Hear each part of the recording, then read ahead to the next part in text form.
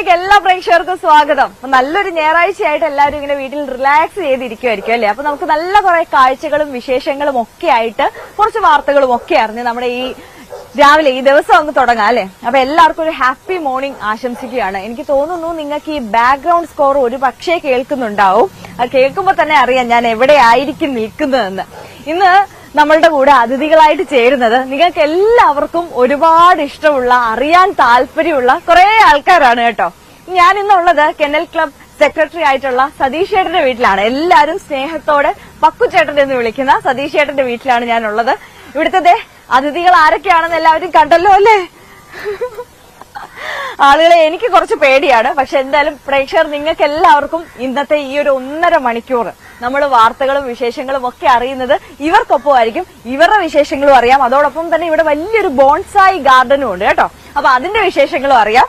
അപ്പം നമുക്ക് ഈ വിശേഷങ്ങളിലേക്കും വാർത്തകളിലേക്കും ഒക്കെ എത്തുന്നതിന് മുമ്പ് നമ്മളോടൊപ്പം ഈ ദിവസത്തെ പ്രധാനപ്പെട്ട വാർത്തകൾ എന്തൊക്കെയാണെന്ന് പറയാൻ ഭവ്യ കൂടി ചേരുകയാണ്. ഭവ്യ അവിടെ ന്യൂസ് റൂമിൽ നിന്ന് ചേരുകയാണ്. ഭവ്യ, അപ്പം ഫാസ്റ്റ് ന്യൂസ് റെഡി അല്ലേ? അപ്പം ഭവ്യയിലേക്ക് പോവാം.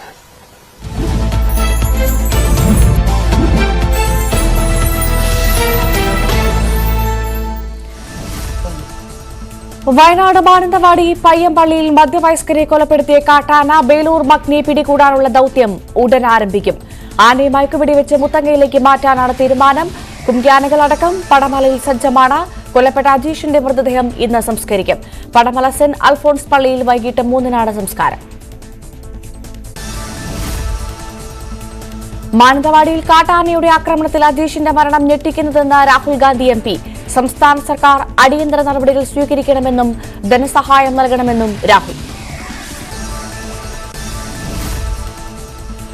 SFIO അന്വേഷണത്തിനെതിരെ വീണ വിജയന്റെ കമ്പനി എക്സാലോജിക് സമർപ്പിച്ച ഹർജി കർണാടക ഹൈക്കോടതി നാളെ പരിഗണിക്കും.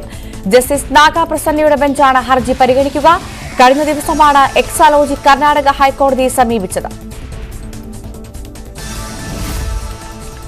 ലോക്സഭാ തെരഞ്ഞെടുപ്പിലെ സ്ഥാനാർത്ഥി നിർണയ ചർച്ചകൾക്ക് തുടക്കമിട്ട ഇന്ന് CPM സംസ്ഥാന സമിതി യോഗം. ത്രികോണ പോരാട്ടം നടക്കാൻ സാധ്യതയുള്ള മണ്ഡലങ്ങളിൽ നേരത്തെ മത്സരത്തിനൊരുങ്ങുകയാണ് ലക്ഷ്യം. ആലപ്പുഴ മണ്ഡലത്തിൽ സിറ്റിംഗ് MP ആരിഫ് തന്നെയാകും CPM-നായി ജനവിധി തേടുക. ബാക്കി എല്ലാ മണ്ഡലങ്ങളിലും പാർട്ടിക്ക് സ്ഥാനാർത്ഥികളെ കണ്ടെത്തണം. KPCC അധ്യക്ഷൻ K സുധാകരനും പ്രതിപക്ഷ നേതാവ് VD സതീശനും നയിക്കുന്ന സമരാഗ്നിയുടെ കണ്ണൂർ ജില്ലയിലെ പര്യടനം ഇന്ന് അവസാനിക്കും. രാവിലെ ജനകീയ ചർച്ചാ സദസ്സോടുകൂടിയാണ് ഇന്നത്തെ പരിപാടികൾ തുടങ്ങുക. പയ്യാമ്പലത്ത് രാവിലെ 9:30-നാണ് ചർച്ചാ സദസ്സ്. ബീഹാറിൽ നിതീഷ് കുമാർ നാളെ വിശ്വാസ വോട്ട് തേടും. MLA-മാരെ വിലക്കെടുക്കാൻ ശ്രമം നടക്കുന്നുവെന്ന ആരോപണ പ്രത്യാരോപണങ്ങൾക്കിടെയാണ് വിശ്വാസ വോട്ടെടുപ്പ്. BJP MLA-മാരെ ഗയയിലേക്ക് മാറ്റിയപ്പോൾ RJD-യുടെ സഖ്യകക്ഷിയായ കോൺഗ്രസ് MLA-മാർ ഹൈദരാബാദിലാണുള്ളത്. 243 അംഗ നിയമസഭയിൽ 122 അംഗങ്ങളുടെ പിന്തുണയാണ് കേവല ഭൂരിപക്ഷത്തിന് വേണ്ടത്. JDU BJP സഖ്യത്തിന് 128 MLA-മാരുടെ പിന്തുണയുണ്ട്. കുന്നംകുളം ചീരംകുളം പൂരത്തിനിടെ സംഘർഷം. കുന്നംകുളം ചീരംകുളം ഭഗവതി ക്ഷേത്രത്തിലെ താലപ്പൊലി മഹോത്സവത്തോടനുബന്ധിച്ച് നടന്ന വേല മഹോത്സവത്തിനിടെയാണ് സംഘർഷമുണ്ടായത്. അമ്പലത്തിന് സമീപം വൈകിട്ടോടെ പൂരം പൊട്ടിക്കയറുന്നതിനിടെയായിരുന്നു ഏറ്റുമുട്ടൽ. കേന്ദ്ര സർക്കാർ നടപ്പിലാക്കുന്ന PM വിശ്വകർമ്മ പദ്ധതിയിൽ സംസ്ഥാനത്ത് കൂടുതൽ പേരെ സംരംഭകരാക്കാൻ നടപടികൾ തുടങ്ങി. ഇതിന്റെ ഭാഗമായി വയനാട് ജില്ലയിൽ പ്രത്യേക ക്യാമ്പയിന് തുടക്കം. എല്ലാ ജില്ലകളിലും MSME പരിശീലന കേന്ദ്രത്തിന്റെ നേതൃത്വത്തിൽ ക്യാമ്പയിനുകൾ ആരംഭിച്ചു. വിസ്ഡം ഇസ്ലാമിക് യൂത്ത് ഓർഗനൈസേഷൻ സംഘടിപ്പിക്കുന്ന കേരള യൂത്ത് കോൺഫറൻസിന് മലപ്പുറത്ത് തുടക്കം. യുവത്വം നിർവചിക്കപ്പെടുന്നു എന്ന പ്രമേയത്തിലാണ് ചർച്ച. ന്യൂഡൽഹിയിലെ ജാമിയ സനാബിൽ ഡയറക്ടർ ഷൈഖ് മുഹമ്മദ് റഹ്മാനി ഉദ്ഘാടനം ചെയ്തു. PA കുഞ്ഞാലിക്കുട്ടി മുഖ്യാതിഥിയായിരുന്നു. പാലക്കാട് മണ്ണേക്കാട് AUP സ്കൂളിൽ പാചകപ്പുരയുടെ നിർമ്മാണം പൂർത്തിയായി. MLA ഫണ്ടിൽ നിന്ന് 9 ലക്ഷം രൂപ ചിലവഴിച്ചാണ് പാചകപ്പുര നിർമ്മിച്ചത്. മുഹമ്മദ് മൂസിൻ MLA ഉദ്ഘാടനം ചെയ്തു. പ്രദേശ സാരഥികളും സ്കൂൾ അധികൃതരും പങ്കെടുത്തു. സഹപാഠിക്ക് വീട് വയ്ക്കാൻ ബിരിയാണി ചലഞ്ച് നടത്തി. ഭൂമി വാങ്ങി നൽകി കൂട്ടുകാർ. പുത്തനത്താണി ചേരൂരാൽ ഹയർ സെക്കൻഡറി സ്കൂളിലെ NSS വിദ്യാർത്ഥികളാണ് സഹപാഠിക്ക് കൈത്താങ്ങുമായി എത്തിയത്. ബിരിയാണി ചലഞ്ചിലൂടെ വിദ്യാർത്ഥികൾ വാങ്ങിയ ഭൂമിയുടെ കൈമാറ്റ ചടങ്ങ് ഉദ്ഘാടനം തിരൂർ MLA കുറുകോളി മൊയ്തീൻ നിർവഹിച്ചു. കോഴിക്കോട് കള്ളന്തോട് PSK തങ്ങളുടെ ഉറൂസ് മുബാറക്കിന് തുടക്കമായി. സ്നേഹസംഗമം എന്ന പേരിൽ അറിയപ്പെടുന്ന ഉറൂസ് മുബാറക്കിൽ ജാതിമത ഭേദമന്യേ 10,000ങ്ങളാണ് പങ്കെടുത്തത്. 25,000 ആളുകൾക്ക് 10 കിലോ വീതം അരിയും സൌജന്യ മരുന്നുകളും സമ്മാനങ്ങളും നൽകും. അന്നദാനത്തിന് പുറമെ കവാല ഉൾപ്പെടെയുള്ള കലാപരിപാടികളും അരങ്ങേറി. കൊല്ലം കുന്നിക്കോട് വിളക്കുടിയിൽ കാണാതായ ദമ്പതിമാർ ദുരൂഹ സാഹചര്യത്തിൽ മരിച്ച നിലയിൽ. വിളക്കുടി അവണീശ്വരം സ്വദേശി രാജി, ഭർത്താവ് വിജേഷ് എന്നിവരാണ് മരിച്ചത്. രാജി മിനി ബസിന് മുന്നിൽ ചാടി മരിച്ച മണിക്കൂറുകൾക്കകമാണ് KSRTC കണ്ടക്ടറായ വിജേഷിനെ വിജനമായ സ്ഥലത്ത് മരിച്ച നിലയിൽ കണ്ടത്.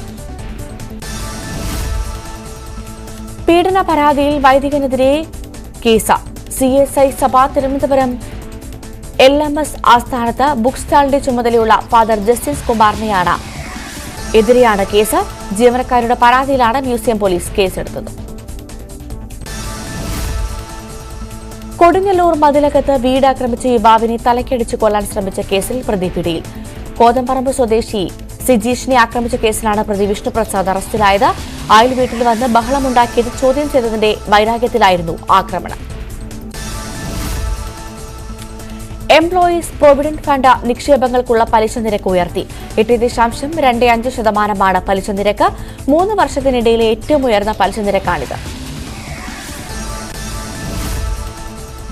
Doctor BR Ambedkar international foundation ഏർപ്പെടുത്തിയ ബാബാ സാഹിബ് സംസ്ഥാന അവാർഡുകൾ ബംഗാൾ ഗവർണർ CV ആനന്ദബോസ് സമ്മാനിച്ചു. ആതുര സേവന രംഗത്തെ പ്രവർത്തനത്തിന് വ്യവസായി ഷിജു മാത്യു പുരസ്കാരത്തിന് അർഹനായി. തന്റെ രചനകളിലൂടെ ഒട്ടേറെ സൂപ്പർഹിറ്റ് സിനിമകൾ മലയാളത്തിന് സമ്മാനിച്ച SN സ്വാമി ആദ്യമായി സംവിധാനം ചെയ്യുന്ന ചിത്രത്തിന്റെ ഫസ്റ്റ് ലുക്ക് പോസ്റ്റർ പുറത്തുവിട്ടു. സീക്രട്ട് എന്ന് പേരിട്ടിരിക്കുന്ന ചിത്രത്തിന്റെ പേര് റിവീൽ ചെയ്തത് നടൻ മമ്മൂട്ടിയാണ്. മോട്ടിവേഷണൽ ഡ്രാമ ജോണറിൽ ഒരുങ്ങുന്ന ചിത്രത്തിൽ ധ്യാൻ ശ്രീനിവാസാണ് നായകൻ. കേരളത്തിൽ നടന്നൊരു യഥാർത്ഥ സംഭവത്തെ ആസ്പദമാക്കി ഒരുങ്ങുന്ന ചിത്രം സീക്രട്ട് ഹോമിന്റെ മോഷൻ പോസ്റ്റർ എത്തി.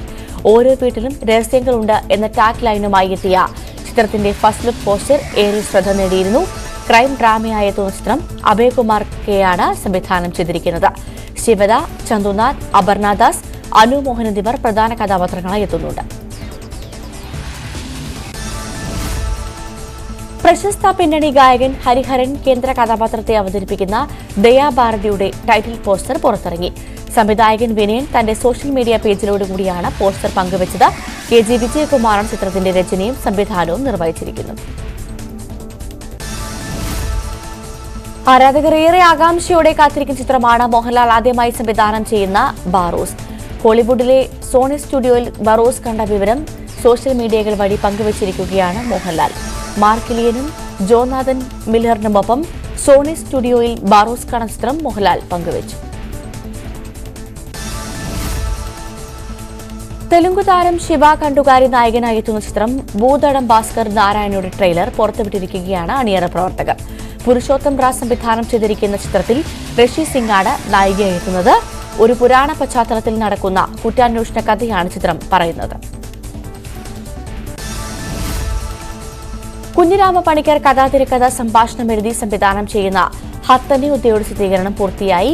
കാസർകോട് തൃക്കരിപ്പൂർ നാടക കലാകാരന്മാരുടെ കൂട്ടായ്മയിൽ ഒരുങ്ങുന്ന ചിത്രത്തിൽ വടക്കേ മലബാറിലെ പൌരാണികമായ നേർക്കാഴ്ചകളാണ് ദൃശ്യവൽക്കരിക്കുന്നത്. വൈശാഖ് സുഗുണൻ എഴുതിയ വരികൾക്ക് എബി സാമുവലാണ് ചിത്രത്തിനായി സംഗീതം പകരുന്നത്. ഏഷ്യൻ കപ്പ് ഖത്തറിന് ഫൈനലിൽ 1-3 ഗോളുകൾക്ക് ജോർദാനെ തോൽപ്പിച്ചാണ് ഖത്തർ ഏഷ്യൻ കപ്പിൽ മുത്തമിട്ടത്. പെനാൽറ്റിയിലൂടെ 3 ഗോളുകളും നേടിയ അക്രം അഫീഫിന്റെ ഹാട്രിക് മികവാണ് ഖത്തറിന് തുണയായത്.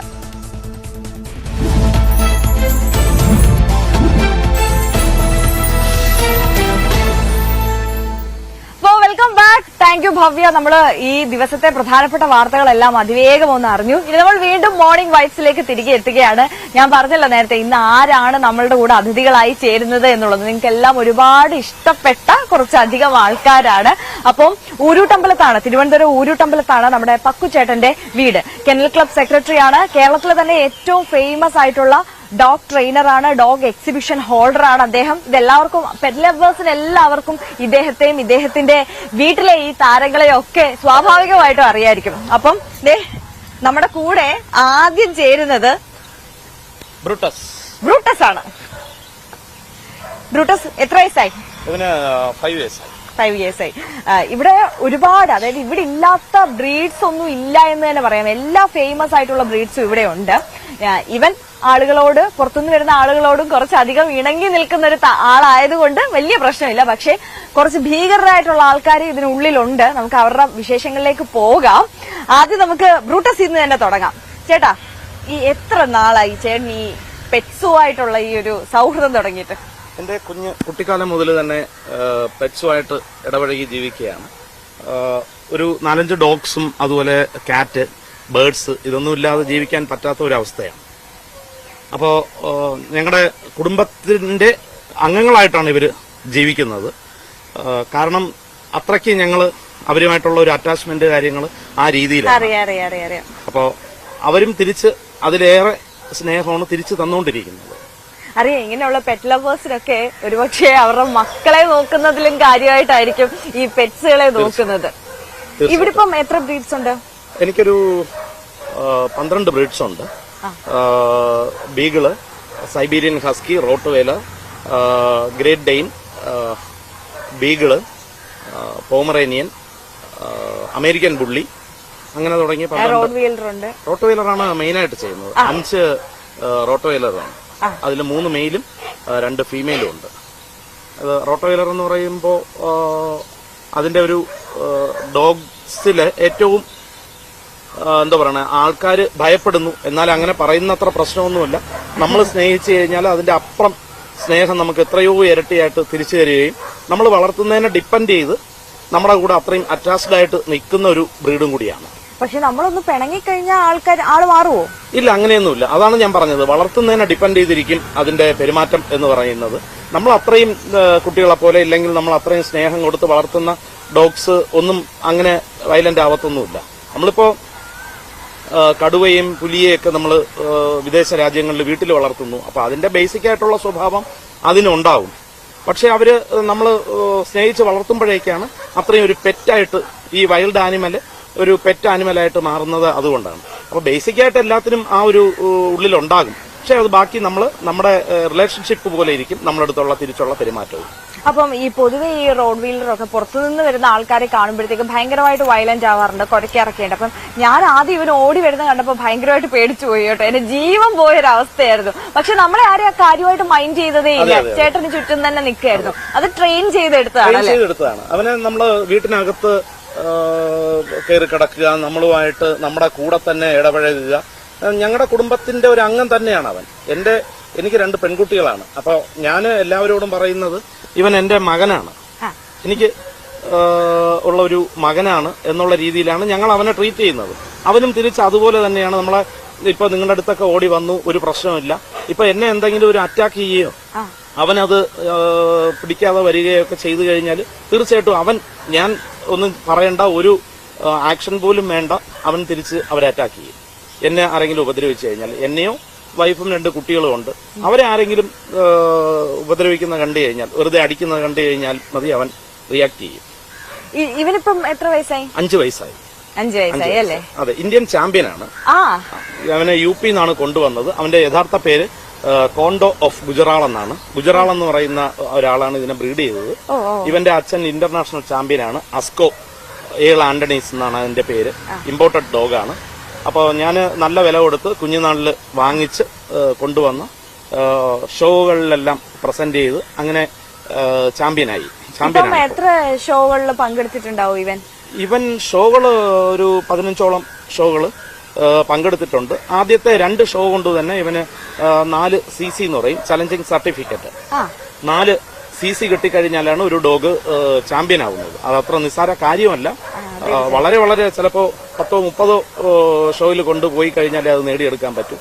ഇവനെ പ്രസന്റ് ചെയ്ത് 3ാമത്തെ ഷോയിൽ തന്നെ 4 CC വിൻ ചെയ്തിട്ട് ഇന്ത്യൻ ചാമ്പ്യനായി. അപ്പൊ നമ്മളൊരു ഇന്ത്യൻ ചാമ്പ്യന്റെ കൂടാണ് കേട്ടോ നിൽക്കുന്നത്. നിസ്സാരക്കാരനല്ല, ഇതുപോലെ ചാമ്പ്യന്മാർ ഒരുപാട് പേര് ഇവിടെ ഉണ്ട്. നമുക്കപ്പോ അവരുടെ വിശേഷങ്ങളിലേക്കൊക്കെ എത്തുന്നതിന് മുമ്പ് ഇന്നത്തെ വാർത്താ ദിനത്തിന്റെ ഒരു ശ്രദ്ധാ കേന്ദ്രം എന്ന് പറയുന്നത് പ്രേക്ഷകർക്ക് എല്ലാവർക്കും അറിയാം, വയനാട് ആയിരിക്കും എന്നുള്ളത്. അതീവ ദുഃഖകരമായ ദാരുണമായ ഒരു വാർത്തയായിരുന്നു കഴിഞ്ഞ ദിവസം നമ്മളെ തേടി വയനാട്ടിൽ നിന്ന് വന്നത്. ബേലൂർ മക്ന എന്ന് പറയുന്ന കർണാടക വനം വകുപ്പ് പിടിച്ച് റേഡിയോ കോളർ ഘടിപ്പിച്ച ആന അത് കേരള വനാതിർത്തി കടന്ന് ജനവാസ മേഖലയിലേക്ക് എത്തുകയും അജീഷ് എന്ന മധ്യവയസ്കനെ ചവിട്ടിക്കൊല്ലുകയും ചെയ്ത കാഴ്ച വാർത്തയൊക്കെ നമ്മൾ കണ്ടു. എന്തായാലും ബേലൂർ മഗ്നയെ പിടികൂടി മയക്കുവെടി വെച്ച് മുത്തങ്ങയിലേക്ക് മാറ്റാനുള്ള ദൌത്യം ഇന്ന് ആരംഭിക്കുകയാണ്. ദൌത്യ സംഘം റെഡിയാണ്. അപ്പം അതിനു വേണ്ടിയിട്ടുള്ള തയ്യാറെടുപ്പിലാണ് ഉള്ളത്. കൂടുതൽ വിശദാംശങ്ങളുമായി വയനാട്ടിൽ നിന്ന് നമുക്കൊപ്പം MS അനീഷ് കുമാർ ചേരുകയാണ്. അനീഷ്, അവിടുത്തെ സാഹചര്യം എങ്ങനെയാണ് എന്നുള്ളത് നമ്മൾ കഴിഞ്ഞ ദിവസമേ കണ്ടതാണ്. ആളുകളൊക്കെ വളരെയധികം ദുഃഖത്തിലാണ്, അതോടൊപ്പം തന്നെ രോഷാകുലരുമായിരുന്നു. കാരണം ജനവാസ മേഖലയിലേക്ക് അപ്രതീക്ഷിതമായി ഒരു ആന ഇറങ്ങി വരുന്നു. റേഡിയോ കോളർ ഘടിപ്പിച്ച ആനയാണ്. ഇത്തരത്തിലൊരു ആന അവിടെ വനാതിർത്തിയിൽ ഇറങ്ങിയിട്ടുണ്ട് എന്നുള്ളത് നേരത്തെ തന്നെ അറിയാവുന്ന കാര്യമായിരുന്നു. പക്ഷേ എന്നിരുന്നാൽ പോലും ഉദ്യോഗസ്ഥരുടെ ഭാഗത്തു നിന്നൊരു അനാസ്ഥയുണ്ടായി. അവർ ഈ ജനവാസ മേഖലയിലേക്ക് ആന എത്തുന്ന വിവരം കൃത്യമായി ജനങ്ങളെ അറിയിച്ചിട്ടുണ്ടായിരുന്നില്ല. അപ്രതീക്ഷിതമായിട്ടാണ് ഒരു കർഷകന്റെ, ഒരു മധ്യവയസ്കന്റെ ജീവൻ അവിടെ നഷ്ടമായത്. അതും വീട്ടുമുറ്റത്തേക്ക് ഓടിക്കയറി ചവിട്ടിക്കൊല്ലുകയായിരുന്നു. എന്തായാലും ദൌത്യം ഇന്ന് ആരംഭിക്കും, ഇന്നുണ്ടാകും എന്നുള്ളത് മനസ്സിലാക്കുന്നു. എങ്ങനെയാണ് അവിടുത്തെ സജ്ജീകരണങ്ങൾ, ഒരുക്കങ്ങൾ?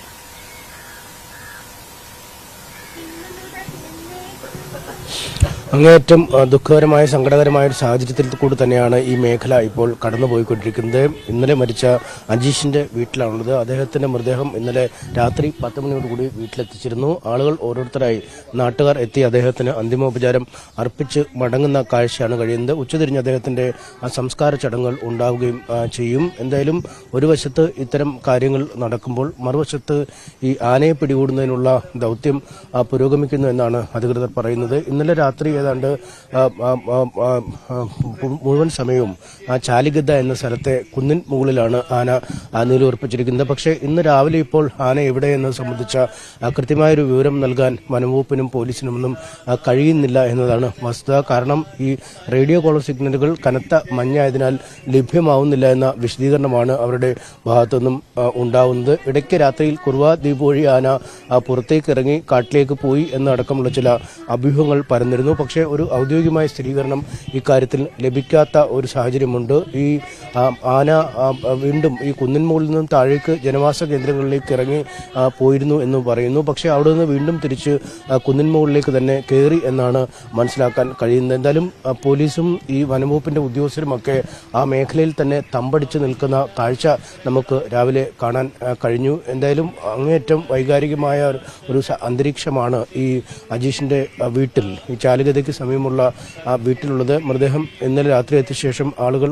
അന്തിമോപചാരം അർപ്പിക്കാനായി ഈ വീട്ടിലേക്ക് എത്തുന്ന കാഴ്ചയാണ് കാണാൻ കഴിയുന്നത്. ഒരു തരത്തിലും ഈ ആളുകൾക്ക് സ്വസ്ഥമായി സ്വൈര്യമായി കിടന്നുറങ്ങാൻ കഴിയാത്ത ഒരു അവസ്ഥയിലേക്ക് കാര്യങ്ങൾ നീങ്ങിയിരിക്കുന്നു എന്ന് തന്നെയാണ് നാട്ടുകാർ രാവിലെയും പറയുന്നത്. ബന്ധുക്കളും അടുത്ത ആളുകളുമൊക്കെ നിറഞ്ഞ കണ്ണുകളോടുകൂടി അദ്ദേഹത്തിന്റെ അന്തിമോപചാരം അർപ്പിക്കാൻ എത്തുന്ന കാഴ്ച വൈകാരികമായ കാഴ്ചകൾ തന്നെയാണ് നമുക്ക് ഈ വീട്ടിൽ നിന്നും കാണാൻ കഴിയുന്നത്. വലിയ പ്രതിഷേധമാണ് ഇന്നലെ അലയടിച്ചത്. ആളുകൾ അവരുടെ പ്രതിഷേധം രേഖപ്പെടുത്തുകയും ചെയ്തു. നമുക്ക് നാട്ടുകാരോട് തന്നെ ചോദിക്കാം. ഇന്നലെ രാത്രി മുഴുവൻ സമയം കിട്ടിയിട്ടും ആനയെ പിടികൂടാൻ കഴിഞ്ഞില്ല. രാവിലെ എവിടെയാണെന്ന് സംബന്ധിച്ച് കൃത്യമായ വിവരവും നൽകുന്നില്ല. റേഡിയോ കോളർ സിഗ്നൽ ഫോറസ്റ്റുകാർ അറിയില്ല. കുന്നിന്റെ മണ്ടയിലുണ്ടെന്ന് പറയുന്നുണ്ട് അവര്. പക്ഷെ എവിടെയാണെന്ന് അവര് ഫോറസ്റ്റുകാർക്ക് പോലും അറിയില്ല. സിഗ്നല് 2 മണിക്കൂർ ഇടവിട്ട് കിട്ടുന്നുണ്ടെന്ന് അവർ പറയുന്നുണ്ട്. പക്ഷെ ഇപ്പൊ ഒരു 10 മണിക്കൂറായിട്ടും ഇതിന്റെ സിഗ്നലൊന്നും കിട്ടുന്നില്ല. ഫോറസ്റ്റുകാർക്ക് ഇങ്ങോട്ട് വരാൻ ഭയമാണ്. ജനം ഇവിടെ തടിച്ചു കൂടിയേക്കുന്നതുകൊണ്ട് പേടിയാണ് ഫോറസ്റ്റുകാർക്ക്. ഇത് ആന എവിടെയുള്ളതെന്ന് അവർക്കും അറിയത്തില്ല. ഈ കുന്നിന്റെ മേലേക്ക് കയറണമെങ്കിൽ ഇവിടെയുള്ള ജനങ്ങളെ കൂട്ടിയിട്ട് പോയിട്ടുണ്ടെങ്കിൽ മാത്രമേ അറിയത്തുള്ളൂ. അല്ലാണ്ട് ഫോറസ്റ്റുകാർക്ക് ഇതിന്റെ മേലേക്ക് കയറിയിട്ടുണ്ടെങ്കിൽ വഴി ഏതാണോ, ഇത് എവിടെയാണോ, ആന എവിടെയാ ഉള്ളതെന്നൊന്നും അറിയത്തില്ല. ഇപ്പൊ അവര് പറയണ കാര്യം എന്താണെന്ന് വെച്ചിട്ടുണ്ടെങ്കിൽ പുഴയ്ക്ക് അക്കരെ കടന്നുപോയി, ആന ഇവിടുന്ന് പോയി, ഈ നാട്ടിൽ നിന്ന് പോയി, അക്കരെ കാട്ടിലാണ് ഉള്ളത്. അങ്ങനെയാണ് ഇവർ പറഞ്ഞിട്ട് ഇന്നലെ രാത്രിയിൽ അവർ പോയേക്കണം ഇവിടുന്ന്. ഇനിയിപ്പോൾ ഇന്നിപ്പോൾ എന്തെങ്കിലും സംഭവിച്ചിട്ടുണ്ടെങ്കിൽ അറിയാം ഇവിടെ ഉണ്ടോ ഇല്ലയെന്ന്. ആന എന്താണേലും കുന്നേലുണ്ടെന്നാണ് നാട്ടുകാർക്ക് ലഭിച്ചിരിക്കുന്നത്. നാട്ടുകാർക്ക്. പക്ഷേ ഇന്നലെ ഏതാണ്ട് ഈ സമയത്താണ് ഈ സംഭവം നടക്കുന്നത്. അത് കഴിഞ്ഞ് ഒരു ദിവസം കഴിഞ്ഞിട്ടും ആനയെ പിടികൂടിയെന്നൊരു ഔദ്യോഗികമായ സ്ഥിരീകരണം നൽകാൻ അവർക്ക് കഴിഞ്ഞിട്ടില്ല. വനം വകുപ്പിന് കഴിഞ്ഞിട്ടില്ല, ഇതുവരെ കഴിഞ്ഞിട്ടില്ല. വനം വകുപ്പ് അങ്ങോട്ടും ഇങ്ങോട്ടും തെന്നി മാറിക്കൊണ്ടിരിക്കുകയാണ്. നാട്ടുകാരെ ഇവരെ അറിയിക്കുന്നില്ല, നാട്ടുകാരെ അങ്ങോട്ട് കടത്തിവിടുന്നില്ല. അങ്ങോട്ട് പോകാൻ ചെന്ന് കഴിഞ്ഞാൽ അവർ തടയുകയാണ്. ഈ ആന ഇപ്പോൾ എവിടെയാണുള്ളത്, അതിന്റെ ഊര് പോലും ഇതേവരെ ജനങ്ങൾക്ക് കിട്ടിയിട്ടില്ല. ഇന്നലെ ഒരു 11 മണി ആയപ്പോഴത്തേന് ആന താഴേക്ക് ഇറങ്ങി. ഇവിടെ താഴെ വയലാണ്. ആ വയലിന്റെ ആ പ്രദേശത്തെല്ലാം പടക്കം പൊട്ടിച്ച് വന്നിട്ട് മൈക്ക് അനൗൺസ്മെന്റ് എല്ലായിട്ട് വന്നു. അപ്പോഴും നാട്ടുകാർ പറയും, നിങ്ങൾ ഇപ്പം നടത്തിയ ആ അനൗൺസ്മെന്റ് രാവിലെ ഒരു 6 മണിക്കാണ് നടത്തിയിരുന്നെങ്കിൽ ഒരു ജീവൻ രക്ഷപ്പെടുമായിരുന്നു പറഞ്ഞു. ഞാനൊക്കെ എൻ്റെ വീടിന്റെ മുമ്പിൽ നിന്ന് തടഞ്ഞു നിർത്തിയിട്ട് അവരോട് പറഞ്ഞതാണ്, ഇപ്പം ഇതെല്ലാം കണ്ടാണ് നിങ്ങൾ ഈ അനൗൺസ്മെന്റ് കൊണ്ട് വന്നത്. ഇപ്പം ആന എവിടെയാണെന്ന് വെച്ചാൽ പറഞ്ഞു, ആനത് അവിടെ നിന്ന് ഇങ്ങോട്ട് കാട്ടിൽ കയറ്റി വിട്ടിട്ടുണ്ടെന്ന്. എന്നാൽ പകൽ 11 മണിയായി. പിന്നെ അങ്ങോട്ടേക്ക് ഇറങ്ങിയിട്ടില്ല. അങ്ങോട്ടേക്ക് പോയാൽ പിന്നെ പുഴ അക്കരെ കടന്നാൽ കാടായി. പക്ഷെ അങ്ങോട്ട് പോകാതെ ആന പിന്നെ വീണ്ടും റിട്ടേൺ ഇങ്ങോട്ട് തന്നെ കയറി പോന്നു. തിരിച്ചു വരാനുള്ള സാധ്യതയുണ്ട്. തിരിച്ചു വരാനുള്ള സാധ്യത ഉണ്ടായിരുന്നു. അതിനുശേഷമാണ് ഒരു അനൗൺസ്മെന്റ് കൊണ്ട് വരുന്നത്, ആരും വീട്ടിൽ നിന്ന് പുറത്തിറങ്ങരുത്, എല്ലാവരും വീട്ടിൽ തന്നെ ഇരിക്കണം, നിരോധനാജ്ഞയാണ് എല്ലാം പറഞ്ഞ അനൗൺസ്മെന്റ് അതിന് ശേഷമാണ് വരുന്നത്. നിങ്ങൾ രാത്രിയും ഭയത്തോടു കൂടി വീട്ടിലിരിക്കുക. എല്ലാവരും കുട്ടികളെ അടക്കം സ്കൂളിൽ വിട്ട കുട്ടികളെ അപ്പം തന്നെ റിട്ടേൺ തിരിച്ചു വിളിപ്പിച്ചു. അതുകൊണ്ട് മക്കളോട് ആരോടും പുറത്തിറങ്ങാന്ന് പറഞ്ഞാൽ ഒരാളും വീട്ടിൽ നിന്ന് പുറത്തിറങ്ങാതെ അവിടെ തന്നെ ഞങ്ങൾ ഇരിക്കുകയത്.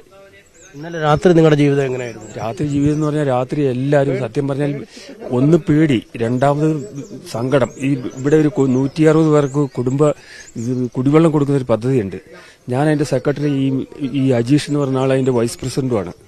3 ദിവസം മുമ്പ് കമ്മിറ്റി വിളിച്ചിട്ട് നമുക്ക് ഇന്ന് കമ്മിറ്റി കൂടി 3 മാസം കൂടുമ്പോൾ ഞങ്ങൾ കമ്മിറ്റി കൂടുന്ന പ്രവർത്തകർ എല്ലാ കാര്യത്തിലും ചെയ്യണം എന്നും പറഞ്ഞ് ഞാനും ഇവരും തമ്മിൽ പറഞ്ഞ കാര്യങ്ങൾ സംസാരിച്ചതാണ്.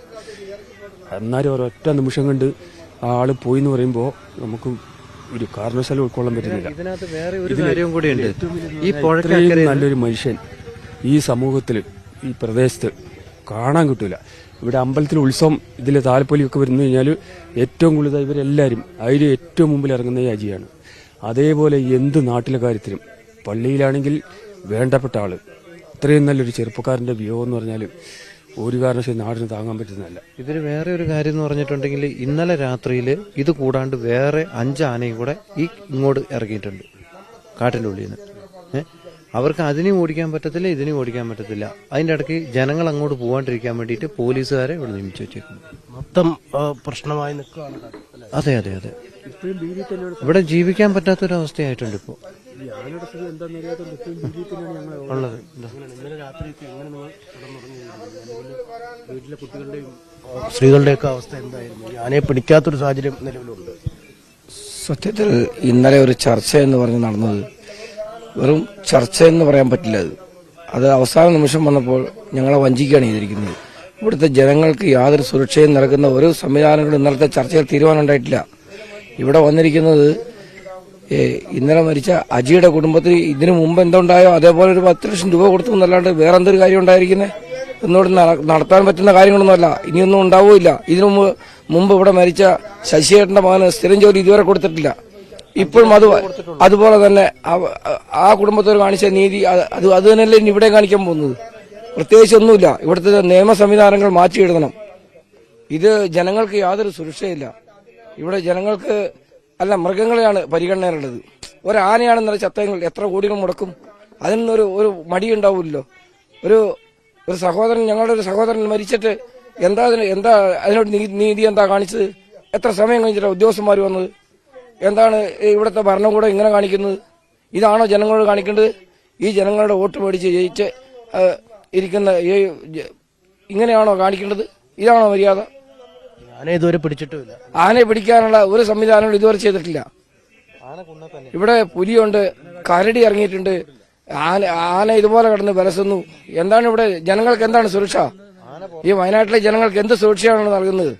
ഈ ആനയുടെ കാര്യത്തിൽ എന്തെങ്കിലും വിവരങ്ങളുണ്ടോ? അവിടെ ഉദ്യോഗസ്ഥരൊക്കെ അവിടെ പറയണേ ഇവിടെ തന്നെ ഉണ്ടെന്ന് പറയണേ. കുന്നിൻമോളിൽ തന്നെ ഇന്നലെ കുന്നുമോൾ തന്നെ ഉണ്ടെന്ന് പറയണേ. കണ്ടവരുണ്ടല്ലോ ഇന്നലെ രാത്രി കണ്ടവരുണ്ട്. ആളുകളെ പക്ഷെ അങ്ങോട്ട് കടത്തി വിടുന്നില്ല. ഇല്ല ഹോൾസെയിൽ കടത്തി വിടുന്നില്ല. അവരെ സംരക്ഷിക്കാൻ വേണ്ടിട്ട് ഫോറസ്റ്റുകാരെ സംരക്ഷിക്കാൻ വേണ്ടി നോക്കും. ആന എങ്ങനെയും അവിടുന്ന് മാറ്റിവിടുക എന്നൊരു ലക്ഷ്യമാണ് അവർക്കതാണ് ഉള്ളത് ലക്ഷ്യം. ആനയെ ഇതുവരെ പിടികൂടാൻ കഴിഞ്ഞിട്ടില്ല എന്ന് തന്നെയാണ് അധികൃതർ വ്യക്തമാക്കുന്നത്. കാരണം എങ്ങനെയെങ്കിലും കാട്ടിലേക്ക് തുരത്തുക എന്നൊരു ലക്ഷ്യം ആണ് ഈ വനംവകുപ്പിന് ഉള്ളത്. അതാണ് ഇവർ വ്യക്തമാക്കുന്നത്.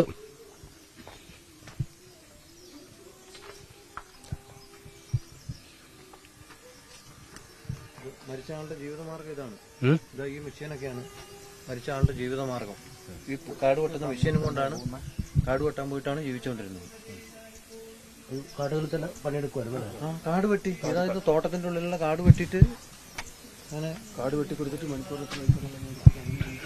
അദ്ദേഹത്തെക്കുറിച്ചുള്ള ഇതുവരെ ഒരു തീരുമാനം വന്നില്ല. ഇന്നലെ നിങ്ങൾ ഉറപ്പൊക്കെ നൽകിയെങ്കിൽ പോലും ആനയെ പിടികൂടാൻ ഇപ്പോഴും പറ്റിയിട്ടില്ല. ആന കുഞ്ഞാല് ഉണ്ടല്ലോ, അവരാരെയും പിടിക്കാൻ വന്നതാണോ അത് എന്തിനു വന്നാന്ന് ഞങ്ങൾക്ക് ഇപ്പൊ നാട്ടുകാർക്ക് മനസ്സിലാകുന്നില്ല. നാട്ടുകാരെ കൗളിപ്പിക്കാനാണെന്നുള്ളതാണ് ഇപ്പൊ സംശയം. ഇവര് ഇന്നലെ കുങ്കിയാന വന്നെന്ന് പറയും. കുങ്കിയാനെ കയറ്റി ഇവർക്ക് ആനേനെ പിടിക്കാൻ പാടില്ലേ? ഇവർക്ക് നിരപ്പോഴത്ത് തന്നാൽ ഒരു സർക്കാരിനോട് ഈ കുന്ന് അടിച്ചു നിർത്താൻ പറ, നിരപ്പ് കിട്ടിട്ട് എന്നിട്ട് മതി. മൈക്കോടി വെച്ച് പിടിക്കിട്ട് അല്ലെങ്കിൽ ആനേനെ വെടിവെച്ച് കൊല്ലട്ടെ. ഒരാൾ ചത്തു കഴിഞ്ഞാൽ ഇവരൊന്നും മിണ്ടുന്നില്ല. ഒരു ഓഞ്ചനെ കൊന്നു കഴിഞ്ഞാൽ ഇവർ പുറച്ചേര് എന്നത്തെ പിടിച്ചോണ്ട് പോകില്ലേ? പിന്നെ എന്തിനാ ഇവര് നിൽക്കുന്നത്? എന്തിനാ? ഇന്നലെ രാത്രിയും ആളുകൾക്ക് ഉറങ്ങാൻ കഴിയാത്ത അവസ്ഥ തന്നെയായിരുന്നല്ലേ? രാത്രി ഒരു 4 വണ്ടി വരെ ഉണ്ടായിരുന്നു ഇവിടെ. പോലീസ് ഫോറസ്റ്റുകാർക്ക് എസ്കോർട്ടായിട്ടാണ് പോലീസുകാർ വരുന്നത്. ഒരൊറ്റ പോലീസ് ഉദ്യോഗസ്ഥന്മാർ പോലും ഈ ഇതിലാ പോകുന്നതാണ്. അവർക്കൊന്ന് കയറി വന്ന് നോക്കുക എന്താ സംഭവിച്ചെന്ന് നോക്കാനുള്ള ബാധ്യതയുള്ള ഉദ്യോഗസ്ഥന്മാരാണ് അവർ. നമ്മുടെ എല്ലാം വേർപ്പ് പൈസ കൊണ്ടാണ് ഇനി ഉണ്ടാക്കുന്ന വേർപ്പ് പൈസയുടെ ഒരു അംശം കൊണ്ടാണ് ഇവരും ജീവിക്കുന്നത്. സാധാരണ ജനങ്ങൾക്ക് ഇല്ല. പിന്നെ എന്താ വേണ്ടേ? ഉദ്യോഗസ്ഥന്മാർ മാത്രം ജീവിച്ചാൽ മതിയോ? പിന്നെ നേതാക്കന്മാരൊന്നും ചിന്തിക്കേണ്ട. വോട്ട് ഇലക്ഷൻ വരുമ്പം വോട്ട് പിടിക്കാൻ നടന്നാൽ പോരാ, ജനങ്ങളുടെ അടുത്തേക്ക് ഇറങ്ങിച്ചല്ല അങ്ങോട്ട് ബാധ്യത. മന്ത്രിമാരാണെങ്കിൽ ഒരെണ്ണം ചെല്ല. വകുപ്പ് എന്താ പറഞ്ഞേക്കണത്? ഫോറസ്റ്റുകാരെന്താ പറഞ്ഞേക്കണത്? ഫോറസ്റ്റ് പറഞ്ഞ വാഴയും കപ്പയും ചേനയും ചെമ്പും നട്ട ആന ഇറങ്ങുന്നതെന്ന് പറഞ്ഞാലോ? കൃഷിക്കാരന് ജീവിക്കണ്ടേ? കൃഷി ചെയ്യുന്നതുകൊണ്ടാണ് പറയുന്നത്. കൃഷി ചെയ്യുന്നതുകൊണ്ടാണ് വരുന്നതെന്നാ പറയുന്നത്. കൃഷി ചെയ്യേണ്ട ജനങ്ങൾ ഇവർക്ക് 10 ആളെ കൂട്ടി ഫോറസ്റ്റ് പടി ഏൽപ്പിച്ച് കഴിഞ്ഞാൽ 100 ആളുടെ കണക്കെടുക്കുന്നുണ്ട്. 100 ആളുടെ കണക്കെടുത്തിട്ട് ഇവർ ഉണ്ടാക്കുന്നുണ്ട്. പണ്ട് വേഗൂര് തെറ്റോട് തേക്കിന് വളയിട്ടെന്ന് പറഞ്ഞിട്ട് വയനാട്ടിലുള്ള കാൽച്ചാക്ക് മുഴുക്ക ഈ ഫോറസ്റ്റുകാർ ചോദിച്ചുകൊണ്ട് നടന്നല്ലോ. ഇമാര് കണക്ക് കൊടുത്തല്ലോ. ഫോറസ്റ്റുകാരൊക്കെ ശരിക്കും ഉണ്ടാക്കണ പാവപ്പെട്ടവരെ വഞ്ചിക്കുന്ന സ്വഭാവമാണ് ഫോറസ്റ്റുകാർ ചെയ്യുന്നത്. അതിന് കൂട്ടിയിരിക്കുന്ന കുറച്ച് MLA-മാരും MP-മാരും ഒക്കെയുണ്ട്. മന്ത്രിമാരടക്കമുണ്ട്. അത് അജീഷിന്റെ നാട്ടുകാരനാണോ അതോ ബന്ധുവാണോ? എങ്ങനെയാണ്? എന്റെ മോനാണ് മരിച്ചു കിടക്കുന്നത്. അതുകൊണ്ടാണ് ഇത് പറഞ്ഞത്. എന്നിട്ടാണ് നിങ്ങൾ ഈ ഇന്നലെ ചർച്ചകൾ നടന്നിട്ട് പോലും ഒരു തീരുമാനം വരാതെ ആനയെ പിടികൂടാൻ പോലും കഴിയാതിരിക്കുന്നത്. അത് ഞങ്ങൾ പറഞ്ഞിട്ട് കാര്യമുണ്ടോ? വനം വകുപ്പ് മന്ത്രി ഒന്ന് പറയണം. ഒന്നിലെ ആനേനെ ബസ്സിൽ വെടിവെക്കാൻ തന്നെയാണ് പറയേണ്ടത്. ഇതിനെ പിടിച്ചോണ്ട് ഇവിടെ വിട്ടു തന്നെ പിന്നെ ഇവരിവിടുന്ന് പിടിച്ച് ആനേനെ ഇവിടുന്ന് പിടിക്കും ബേഗൂര് കൊണ്ടുവിടും. അവിടുന്ന് ഇറങ്ങിയിട്ട് അവിടെ കൊല്ലും. അവിടുന്ന് പിടിച്ചിട്ട് ഇപ്പറേ കൊണ്ടുവിടും, അവിടെ കൊല്ലും. ഇതല്ലേ അവസ്ഥ. എന്നാ പിന്നെ അതാ നിർത്തി അതിനെ തട്ടിക്കളഞ്ഞാൽ പോരെ. കുന്നിലുണ്ടെന്നാണ് ഇപ്പോഴും പറയുന്നത്. കുന്നിൽ ആനയുണ്ട്. ഇന്നലെ വെള്ളം കുടിച്ചിട്ട് ആന അതുപോലെ കൂടി കയറി വരുമോ ഇതെന്ന് പറഞ്ഞു. ഇനി എന്താ വേണ്ടത്? വെള്ളം കുടിക്കാൻ വേണ്ടി പോയിട്ട് തിരിച്ചു. അത് ഫോറസ്റ്റുകാർ പുറകെ പോയി വെള്ളം കുടിച്ചിട്ട് ആന കയറി പോന്നു, അവരും കയറി പോന്നു. പണി കയറുന്നില്ലേ? മൈക്കോടി വെക്കണമെങ്കിൽ നിരപ്പുള്ള സ്ഥലം വേണമെന്ന് പറഞ്ഞു. അതിനും വനം വകുപ്പ് പറഞ്ഞാൽ അടിച്ച് നിരത്തി കൊടുക്കാൻ പറഞ്ഞിട്ട് ഫോറസ്റ്റുകാർക്ക്. ഈ മന്ത്രി ഇവിടെ വന്നിട്ടും ഇല്ല നിങ്ങൾ ഇന്നലെ പറയുന്നു അല്ലേ? എന്നാ പിന്നെ നമ്മുടെ MLA വന്നിട്ടില്ലല്ലോ, മാനന്തവാടി MLA വന്നിട്ടില്ലല്ലോ. അങ്ങനെയാണ് ഇവിടെ വരാനുള്ള ബാധ്യതയുണ്ടല്ലോ. ഇല്ലേ? നിങ്ങൾക്ക് അഭിമുഖീകരിക്കാനുള്ള ഭയമായിരിക്കുമോ ഈ വരാനുള്ള പേടി അല്ലേ? അല്ല, വോട്ട് മേടിക്കാൻ നേരത്തെ ഭയമില്ലല്ലോ. എന്താ ഇലക്ഷന് വോട്ട് ചോദിക്കാൻ നേരത്തെ ഇവർക്ക് ഭയമില്ല. അല്ലാതെ വരുമ്പോഴല്ലേ ഭയം വരുന്നുള്ളൂ. ഏതായാലും നമ്മുടെ MLA സാറിന് ഒന്ന് വന്നു പോകാൻ പാടില്ലേ? അച്ഛനെ ഈ സംഭവം നടക്കുമ്പോൾ അവിടെ ഉണ്ടായിരുന്നു? ഇല്ല, ഞാൻ പള്ളിയിൽ പോയതായിരുന്നു. പള്ളി കഴിഞ്ഞ് ഇറങ്ങി നിൽക്കുമ്പോഴാണ് ഫോറസ്റ്റ് ജീപ്പിലാണ് ഇവർ വന്ന് എടുത്തുകൊണ്ട് പോകുന്നത്. അന്നേരം ഒരു ചെക്കൻ പറഞ്ഞു ഇങ്ങനെ അജീന് ആനെ തട്ടിയെന്ന് പറഞ്ഞു. ഞാൻ അവിടെ ചെന്ന് കഴിയുമ്പം 3 വണ്ടിക്ക് കൈ കാണിച്ചിട്ട് കിട്ടിയില്ല. പിന്നെ ഒരു വണ്ടി കൂടി പോയി. അവിടെ ചെന്ന് വരുമ്പോൾ കയറിയില്ല കാണിക്കാൻ. അവിടെ നിന്ന് ഒച്ചപ്പാട് അവരുമായിട്ടുണ്ടായി. എന്നെ കൊച്ചിൽ കണ്ടു. അങ്ങനെ പോകുന്നതാണ്. പിന്നെ എന്താ ചെയ്യേണ്ടത്? പിന്നെ ഞാൻ വീട്ടിൽ തന്നെയാണോ താമസിക്കുന്നത് അച്ഛനോ അതോ? ഇവിടെ തന്നെ ഞങ്ങൾ താമസം. ഞാൻ പള്ളിയിൽ പോയി. അപ്പം രാവിലെ ആ സമയമായപ്പോഴത്തേക്കും 2 പുല്ലുങ്ങളുടെ കന്നാലിക്ക് വെട്ടിയിട്ട് നിൽക്കുന്ന സമയത്താണ് ആയത്.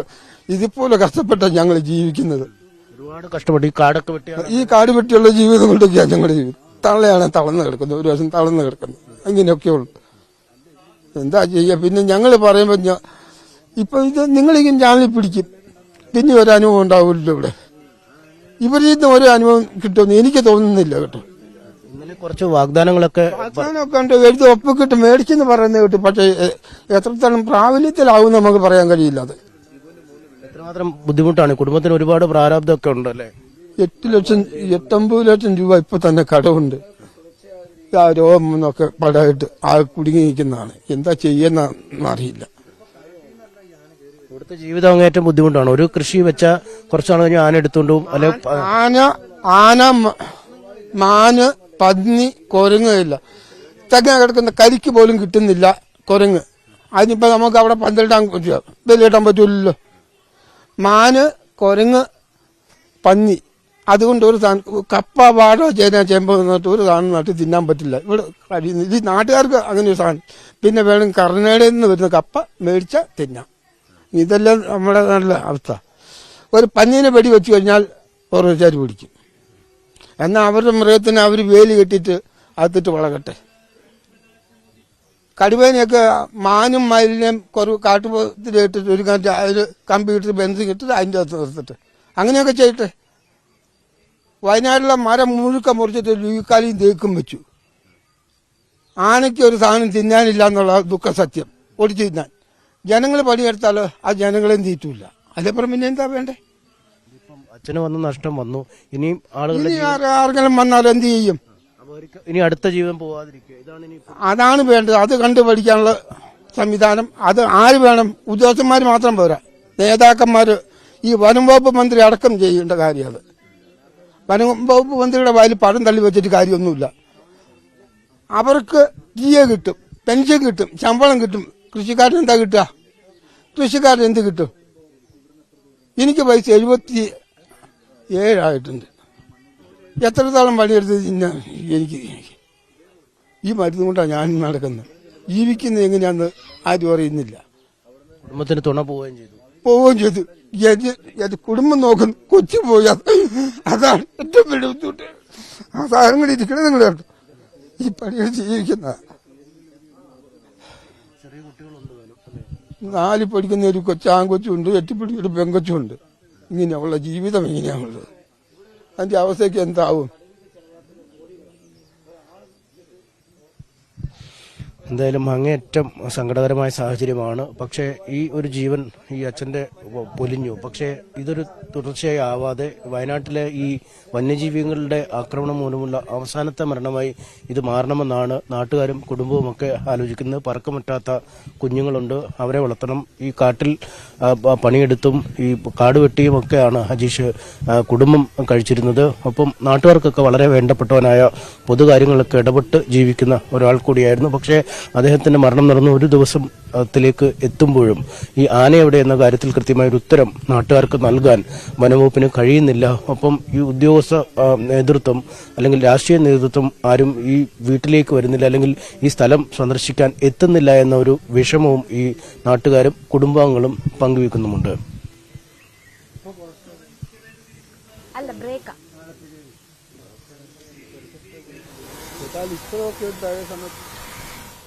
MS അനീഷ് കുമാറാണ് വിവരങ്ങൾ നൽകിയത്. നമ്മൾ നേരത്തെ സൂചിപ്പിച്ചതുപോലെ ഞാനിവിടെ നിൽക്കുന്നത് ഊരൂട്ടമ്പലത്തില് ഒരു വളരെ പെറ്റ് ലവർ ആയിട്ടുള്ള പെറ്റ്സിനെ ബ്രീഡ് ചെയ്യുന്ന, മൃഗങ്ങളെ ബ്രീഡ് ചെയ്യുന്ന പക്കുച്ചേട്ടന്റെ വീട്ടിലാണ്. നമ്മളിപ്പോ വയനാട്ടിൽ നിന്ന് വരുമ്പോ ആണെങ്കിൽ നമുക്കറിയാം ഒരിടത്തും മനുഷ്യനും മൃഗങ്ങളും തമ്മിലുള്ള സംഘർഷം. ഇവിടെ മൃഗങ്ങളെ സ്വന്തം വീട്ടിലെ കുടുംബാംഗങ്ങളെ പോലെ നോക്കുന്ന മറ്റൊരു സാഹചര്യം. എൻറ്റയർലി ഡിഫറെന്റ് ആയിട്ടുള്ള 2 സാഹചര്യത്തിൽ നിന്നാണ് ഇപ്പോൾ ഞാനും അനീഷും സംസാരിച്ചത്. അവിടെ നിൽക്കുന്ന ആൾക്കാരെ നമ്മൾ എങ്ങനെ സമാധാനിപ്പിക്കണം, എന്ത് പറഞ്ഞ് ആശ്വസിപ്പിക്കണമെന്ന് അറിയില്ല. ചങ്ക് പൊട്ടി നിൽക്കുന്ന മനുഷ്യരാണ്. കാലങ്ങളായി വന്യമൃഗങ്ങളുടെ ആക്രമണത്താൽ പേടിച്ച് ഉറക്കം നഷ്ടപ്പെട്ട ആളുകളാണ് അവിടെ നിൽക്കുന്നത്. എന്തായാലും ഇവിടെ സൂചിപ്പിച്ചതുപോലെ തന്നെ ഇത്തരത്തിലുള്ള ആക്രമണങ്ങൾ ഇനി ഉണ്ടാകാതിരിക്കാനുള്ള ശാശ്വതമായ പരിഹാരമാണ് ഉണ്ടാവേണ്ടത്. ഇന്നെന്തായാലും ആ ദൌത്യം വിജയകരമായി പൂർണ്ണമാകട്ടെ എന്ന് നമുക്ക് പ്രത്യാശിക്കാം. എന്തായാലും കൂടുതൽ വാർത്തകളിലേക്കും വിശദാംശങ്ങളിലേക്കും എത്തുന്നതിന് മുമ്പ് നമുക്ക് ഒരു ചെറിയ ഇടവേള എടുക്കാം.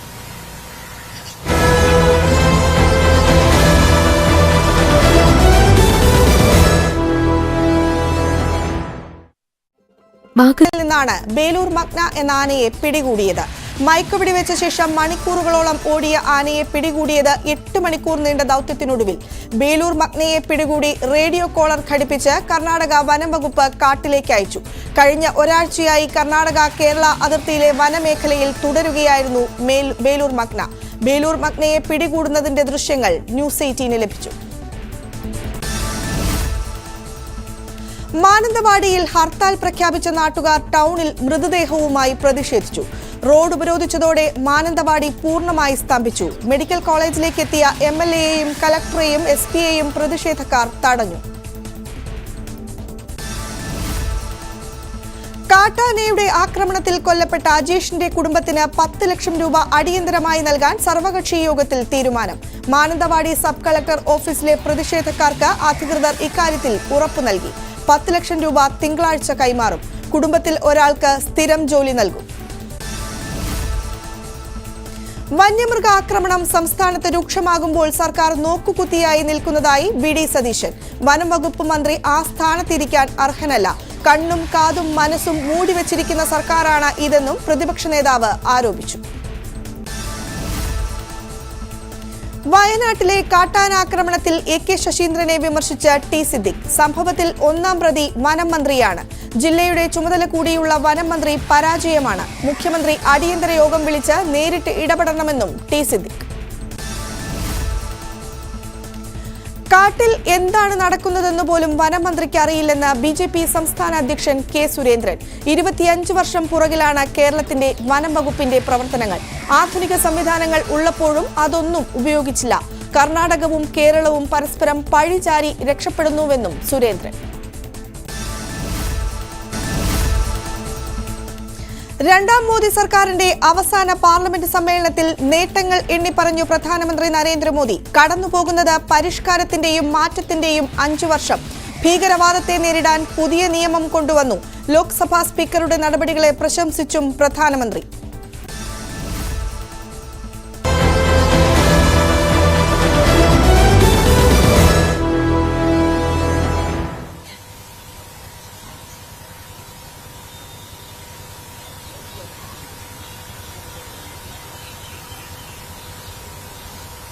മോർണിംഗ് വൈബ്സിലേക്ക് എല്ലാവർക്കും വീണ്ടും സ്വാഗതം.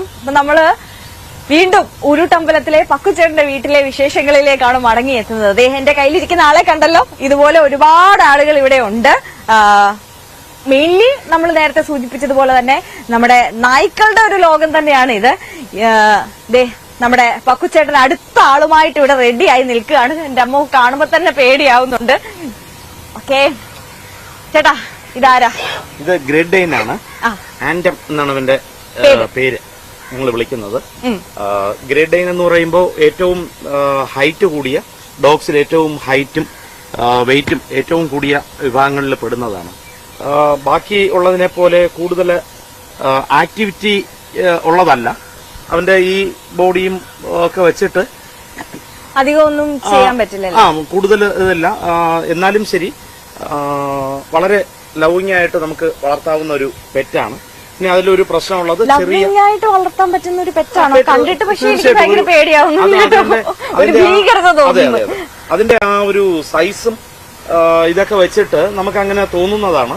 പക്ഷേ ആളൊരു ബാക്കിയുള്ളതിനെ അപേക്ഷിച്ച് വേണമെങ്കിൽ ചെറിയൊരു മന്ദബുദ്ധിയാണെന്ന് വേണമെങ്കിലും പറയാം. സാധുവാണ്. ഈ കാണുമ്പോൾ ഉള്ള ഭയം മാത്രമേ നമുക്ക് മനസ്സിലുണ്ടാവത്തുള്ളൂ. അല്ലാതെ ആള് വളരെ പാവമാണ്. അപ്പം ഇയാളും ഈ ഷോകളിലൊക്കെ പോകുന്ന ആളാണ്. അതെ, തീർച്ചയായിട്ടും. ഇവന് ഷോയ്ക്ക് കൊണ്ട് കഴിഞ്ഞ ഊട്ടി ഷോയില് വിന്നിങ്സ് ഒക്കെ ഉണ്ടായിരുന്നു. ഇവന്റെ ഫാദറും മദറും ഒക്കെ നല്ല ലീനേജിലുള്ള പൂനെന്ന് കൊണ്ടുവന്നതാണ്. അങ്ങനെ ഞാൻ ഇവിടെ തന്നെ ബ്രീഡ് ചെയ്ത ഡോഗാണ്.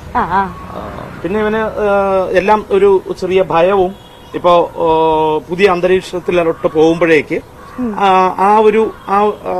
ഒന്ന് അതുമായിട്ട് മിങ്കിൾ ചെയ്ത് വരാനായിട്ട് ചെറിയൊരു ടൈം എടുക്കും. ബാക്കിയുള്ള ഡോഗ്സിനെ പോലെ പെട്ടെന്ന് ഏത് സാഹചര്യത്തിലും ഇടപഴകുന്ന ഒരു നേച്ചർ അല്ല അവന്റേത്. അപ്പൊ ഒരു ആക്സിഡന്റൽ സിറ്റുവേഷൻ വന്നാൽ ഇവൻ എങ്ങനെയായിരിക്കും റിയാക്ട് ചെയ്യാ? ഇല്ല, അത് ചേട്ടൻ എന്തെങ്കിലും ഒരു പ്രശ്നം വന്നു നേരത്തെ നമ്മൾ ഇല്ല, ഇവൻ ചിലപ്പോ നോക്കി നിൽക്കും. ബാക്കിയുള്ള ഡോഗിനെ പോലെ ഇല്ലെങ്കിൽ റോട്ട് വെയിലർ നമ്മൾ പറഞ്ഞു ബ്രൂട്ടസിനെ പോലെയൊക്കെ ആ ഒരു സെൻസിറ്റീവായിട്ടുള്ളൊരു സ്വഭാവം ഇവന്റെ ഇതിൽ കുറവാണ്. അത് ശരി. അപ്പൊ ഈ ട്രെയിനിങ് ഒക്കെ നടത്തുമ്പോൾ ബുദ്ധിമുട്ടാവോ? പുതിയൊരു കാര്യം പഠിപ്പിച്ചെടുക്കുക എന്ന് പറയുന്നത് ഇവരെ സംബന്ധിച്ച് ഈ ഗ്രേറ്റ് ഡെയിനെയൊക്കെ ബാക്കിയുള്ള ബ്രീഡ്സിനെ അപേക്ഷിച്ച് കുറച്ച് ബുദ്ധിമുട്ടാണ്. കാരണം ഇവനെ അത് പെട്ടെന്ന് ഗ്രാസ്പ് ചെയ്യാനും അത് റിയാക്ട് ചെയ്യാനും ഒക്കെ ഉള്ളൊരു കാലതാമസം ഉണ്ട്. അപ്പം ഓരോ ബ്രീഡുകൾക്കും അതിന്റേതായ തരത്തിലുള്ള ട്രെയിനിങ് കൊടുക്കണമായിരിക്കും അല്ലേ? തീർച്ചയായിട്ടും. ഇപ്പോ ഡോഗ് സ്ക്വാഡിലൊക്കെ ഉപയോഗിക്കുന്നു. ഇപ്പോ പണ്ടാണെങ്കിൽ ലാബ്രഡോർ, ജർമ്മൻ ഷെപ്പേർഡ്, ഡോബർമാൻ ഈ ഇനങ്ങളാണ് കൂടുതൽ അവർ ഉപയോഗിച്ചുകൊണ്ടിരുന്നത്.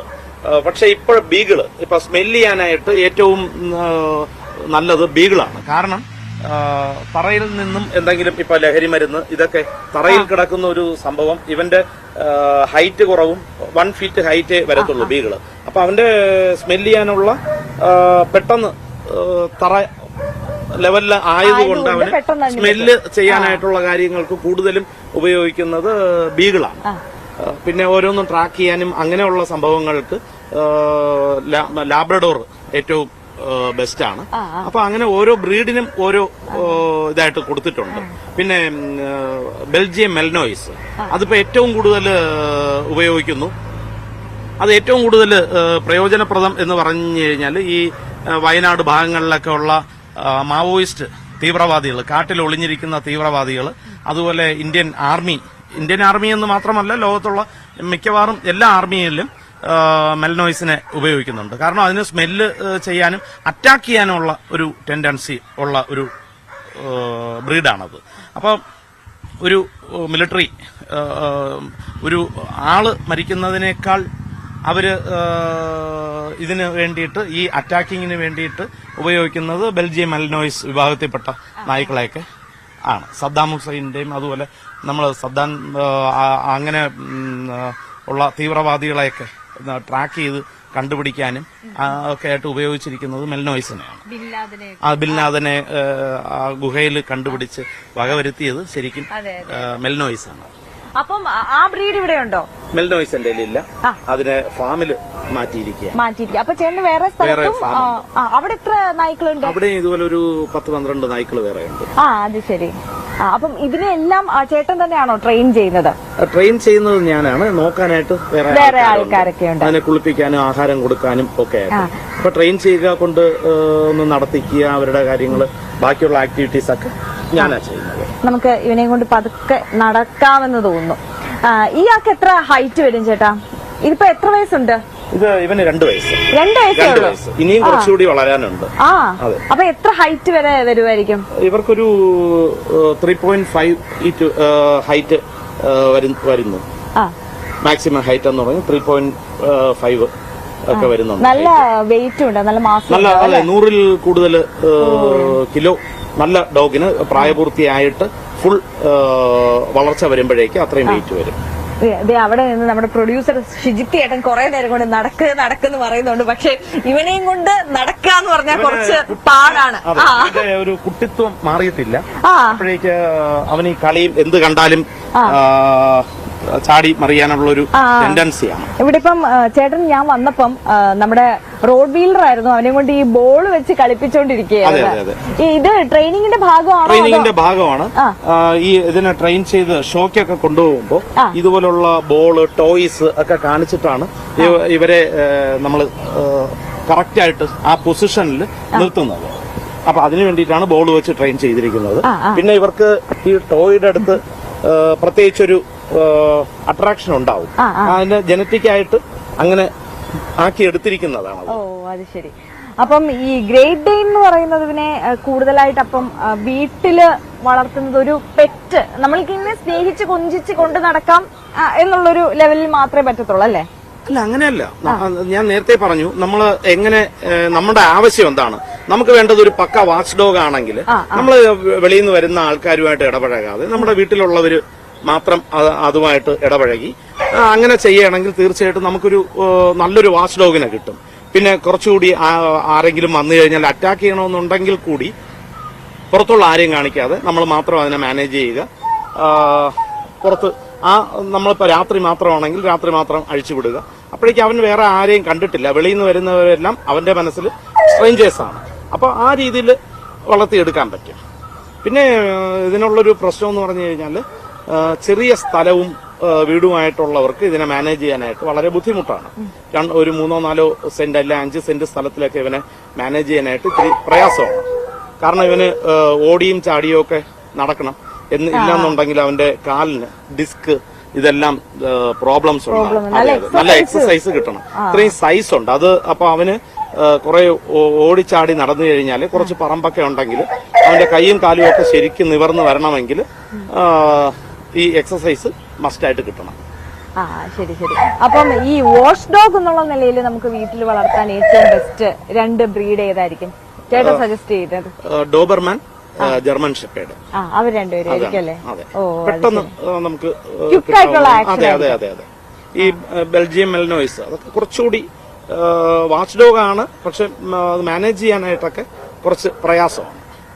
നമ്മൾ ഈ ഇൻസ്റ്റഗ്രാമിലൊക്കെ ചില വീഡിയോയിൽ കണ്ടിട്ടുണ്ട്, അതായത് നമ്മൾ അത്രയും കൊഞ്ചിച്ച് വളർത്തിയ നായ്ക്കുട്ടികളായിരിക്കും, അല്ലെങ്കിൽ അത് ഈ റോഡ് വീലർ ഇനത്തെ പറ്റിയതാണെന്ന് തോന്നുന്നു ആ വീഡിയോസിൽ കണ്ടത്. അതായത് പക്ഷെ അവരൊന്ന് തിരിഞ്ഞു കഴിഞ്ഞാൽ ഈ ആക്രമിക്കുന്നത്, ഈ വളർത്തുന്ന ആളെ തന്നെ ആക്രമിക്കുന്ന വീഡിയോകൾ കണ്ടിട്ടുണ്ട്. അത് ഫേക്ക് ആണോ ഒറിജിനൽ ആണോ എന്നറിയില്ല.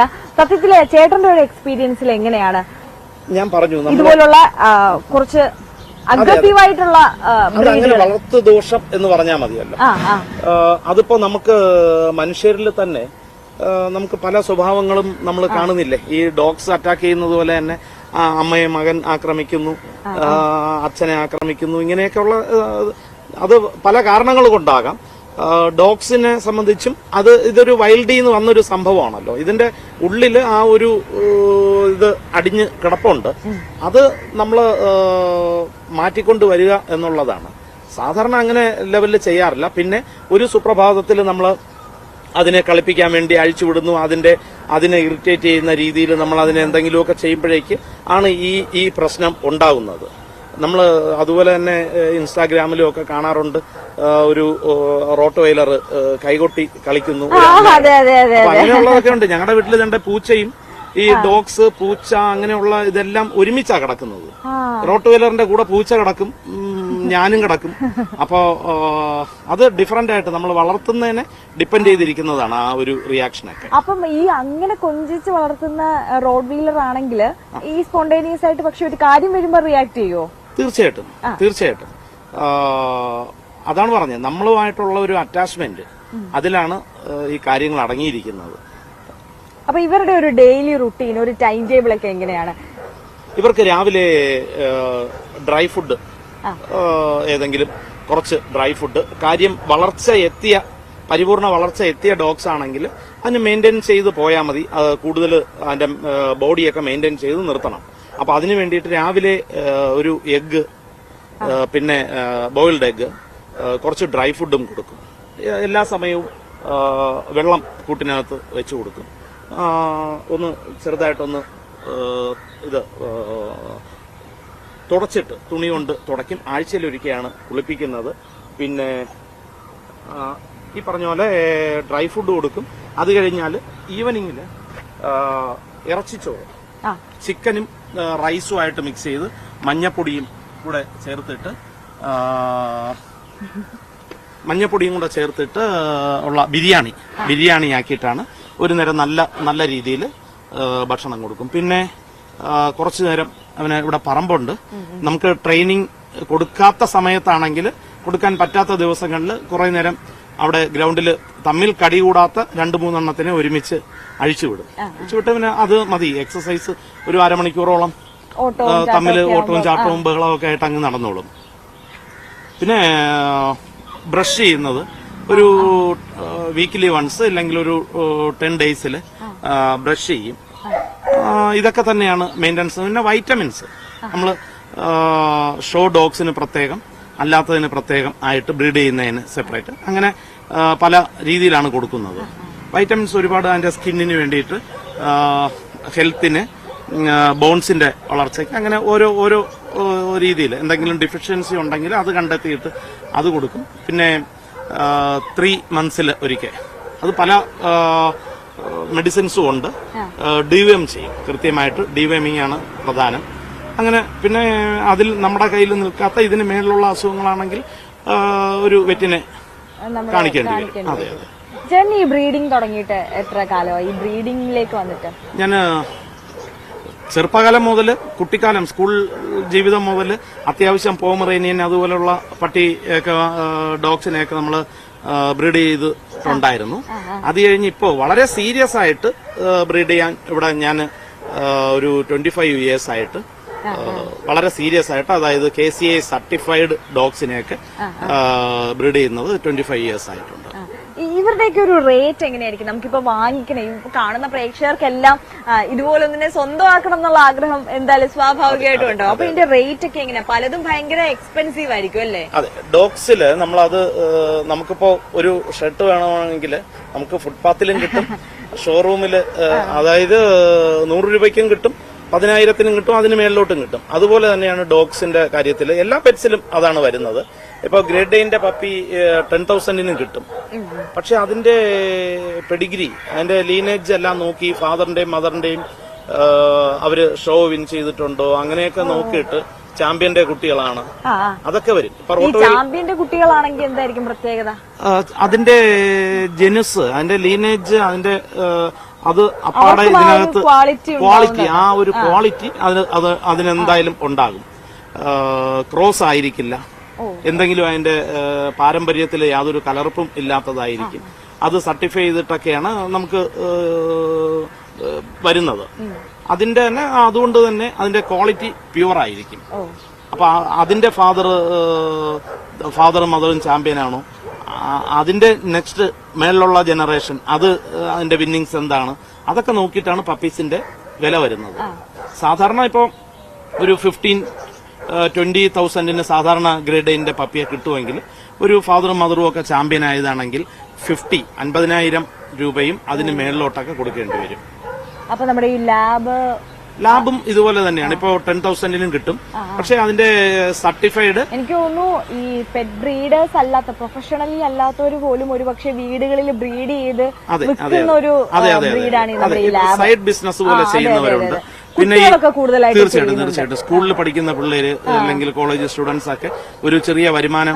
ഞാനും ചെറുതിലെ അങ്ങനെ തന്നെയായിരുന്നു. സ്കൂളിൽ പഠിക്കുമ്പോൾ എന്റെ ഒരു വീട്ടിൽ നിന്നും തരുന്നതിനേക്കാൾ എന്റെ കാര്യങ്ങൾക്ക് വേണ്ടിയിട്ട് ഞാൻ അങ്ങനെ ലവ് ബേർഡ്സ് അന്നൊക്കെ ചെയ്തിട്ടുള്ളത്. ലവ് ബേർഡ്സ് ഇതുപോലെ ചെറിയ ബ്രീഡുകൾ, പോമറേനിയൻ പോലുള്ള ബ്രീഡുകളെയൊക്കെ കൊണ്ടിട്ടിട്ട് ചെയ്യുമായിരുന്നു. അത് നമുക്കൊരു ഇൻകമാണ്. പഠിക്കാനും ബാക്കിയുള്ള കാര്യങ്ങൾ നമ്മുടെ ബാക്കി ചെലവുകൾക്കുള്ള ഒരു ഇൻകമായിട്ട് ഇപ്പോഴും ധാരാളം പേര് ചെയ്യുന്നുണ്ട്. വീട്ടിലിരുന്ന് ഒരുപാട് സ്ത്രീകൾ ഇതിലോട്ട് ഇറങ്ങിയിട്ടുണ്ട്. പ്രത്യേകിച്ച് കോവിഡ് സമയത്ത് ആൾക്കാർ വർക്ക് ഫ്രം ഹോം വന്ന സമയത്ത് പല ബിസിനസ്സുകളും മതിയാക്കി വിദേശത്തുനിന്ന് വന്നിട്ടുള്ളവര് അവരെല്ലാം ഈ പെറ്റ് ബിസിനസ്സിലോട്ട് ഇറങ്ങി. ശരിക്കും പറഞ്ഞു കഴിഞ്ഞാൽ അത് കൊണ്ടിപ്പോ ഈ മേഖല വളരെ ഒരു തകർച്ചയിൽ നിൽക്കുന്ന സന്ദർഭമാണ്. കാരണം എല്ലാവരും ഒരുമിച്ച് അങ്ങോട്ട് ബ്രീഡിങ് പെറ്റ്സിന്റെ എല്ലാം, ഡോഗ്സ് ആയാലും ക്യാറ്റ്,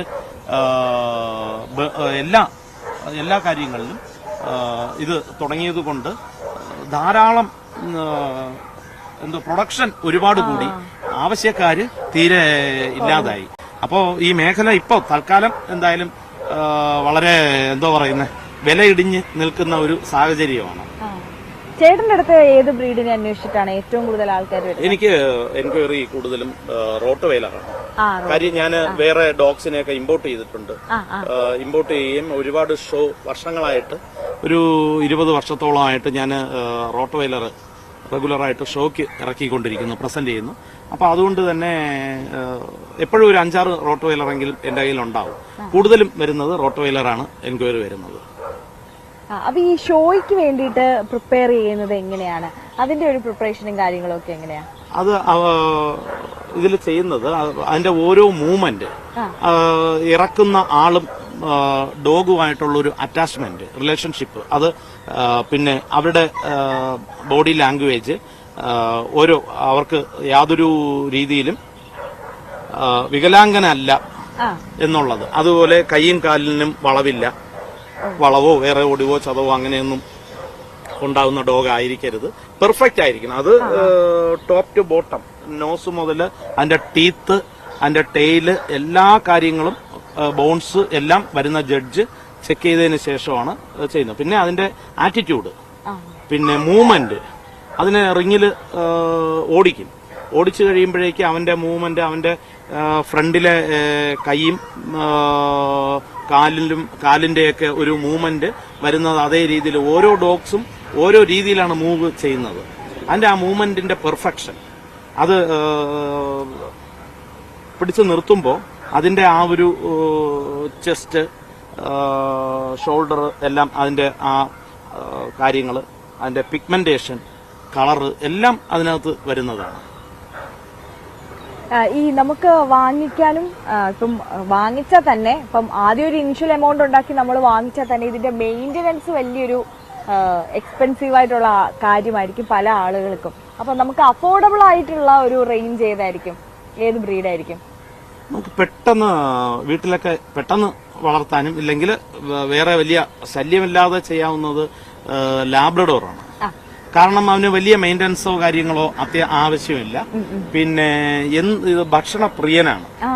ഈ ഒരു ലാബ്രഡോർ എന്ന് പറയുന്ന വർഗം എന്ത് കൊടുത്താലും കഴിച്ചോളൂ. ആർത്തിയോടെ കഴിക്കുന്ന ടീമാണ്. അതിനനുസരിച്ച് എക്സസൈസ് കൊടുത്തില്ലെങ്കിൽ ബോഡിയും ഒക്കെ വരും. കാണാൻ വളരെ ക്യൂട്ടാണ്. പൊതുവെ അവരുടെ സ്വഭാവം എന്ന് പറഞ്ഞാൽ വളരെ എന്താ പറയുന്ന വളരെ സൗമ്യമായിട്ടുള്ള പെരുമാറ്റമാണ്. അപ്പൊ കുട്ടികളുടെ കൂടെയും ലേഡീസിനും ഒക്കെ മാനേജ് ചെയ്യാനായിട്ട് വലിയ പ്രശ്നങ്ങളില്ല. പെട്ടെന്ന് നമ്മളുമായിട്ട് അറ്റാച്ച്മെന്റ് ഭയങ്കരമായിട്ട് വരുന്നൊരു സംഭവമൊക്കെയാണ്.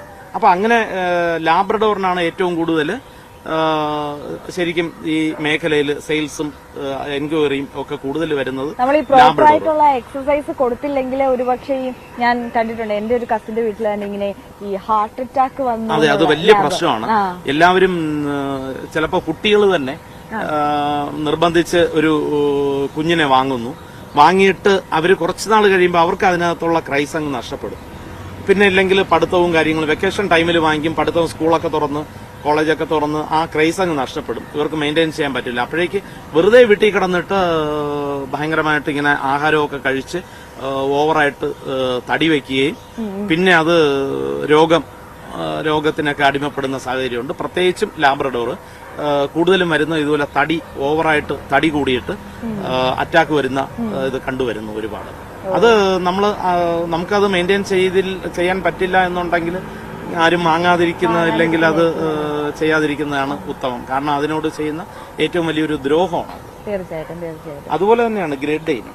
ഇവരും ഇത് തന്നെ എക്സസൈസ് നല്ല രീതിയിൽ കിട്ടിയില്ലെങ്കിൽ അതിന്റെ കൈക്കും കാലിനും ഒക്കെ വളവും ഒക്കെ ഉണ്ടാവും. അങ്ങനെ ബെൻഡൊക്കെ വന്നു കഴിഞ്ഞാൽ പിന്നീട് ഫ്യൂച്ചറിൽ തടി കൂടി കഴിയുമ്പോഴേക്ക് അതിന് ഹെൽത്ത് ഇഷ്യൂസ് ഒരുപാട് വരാനുള്ള ചാൻസ് ഉണ്ട്. തീർച്ചയായിട്ടും. ശരി ചേട്ടാ.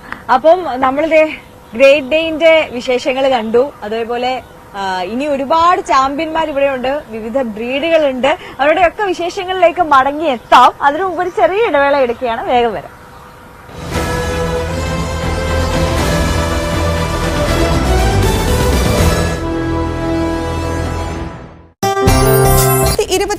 പൊതുതെരഞ്ഞെടുപ്പിന് മുൻപ് പൗരത്വ നിയമം നടപ്പിലാക്കുമെന്ന് കേന്ദ്ര ആഭ്യന്തരമന്ത്രി അമിത്ഷാ.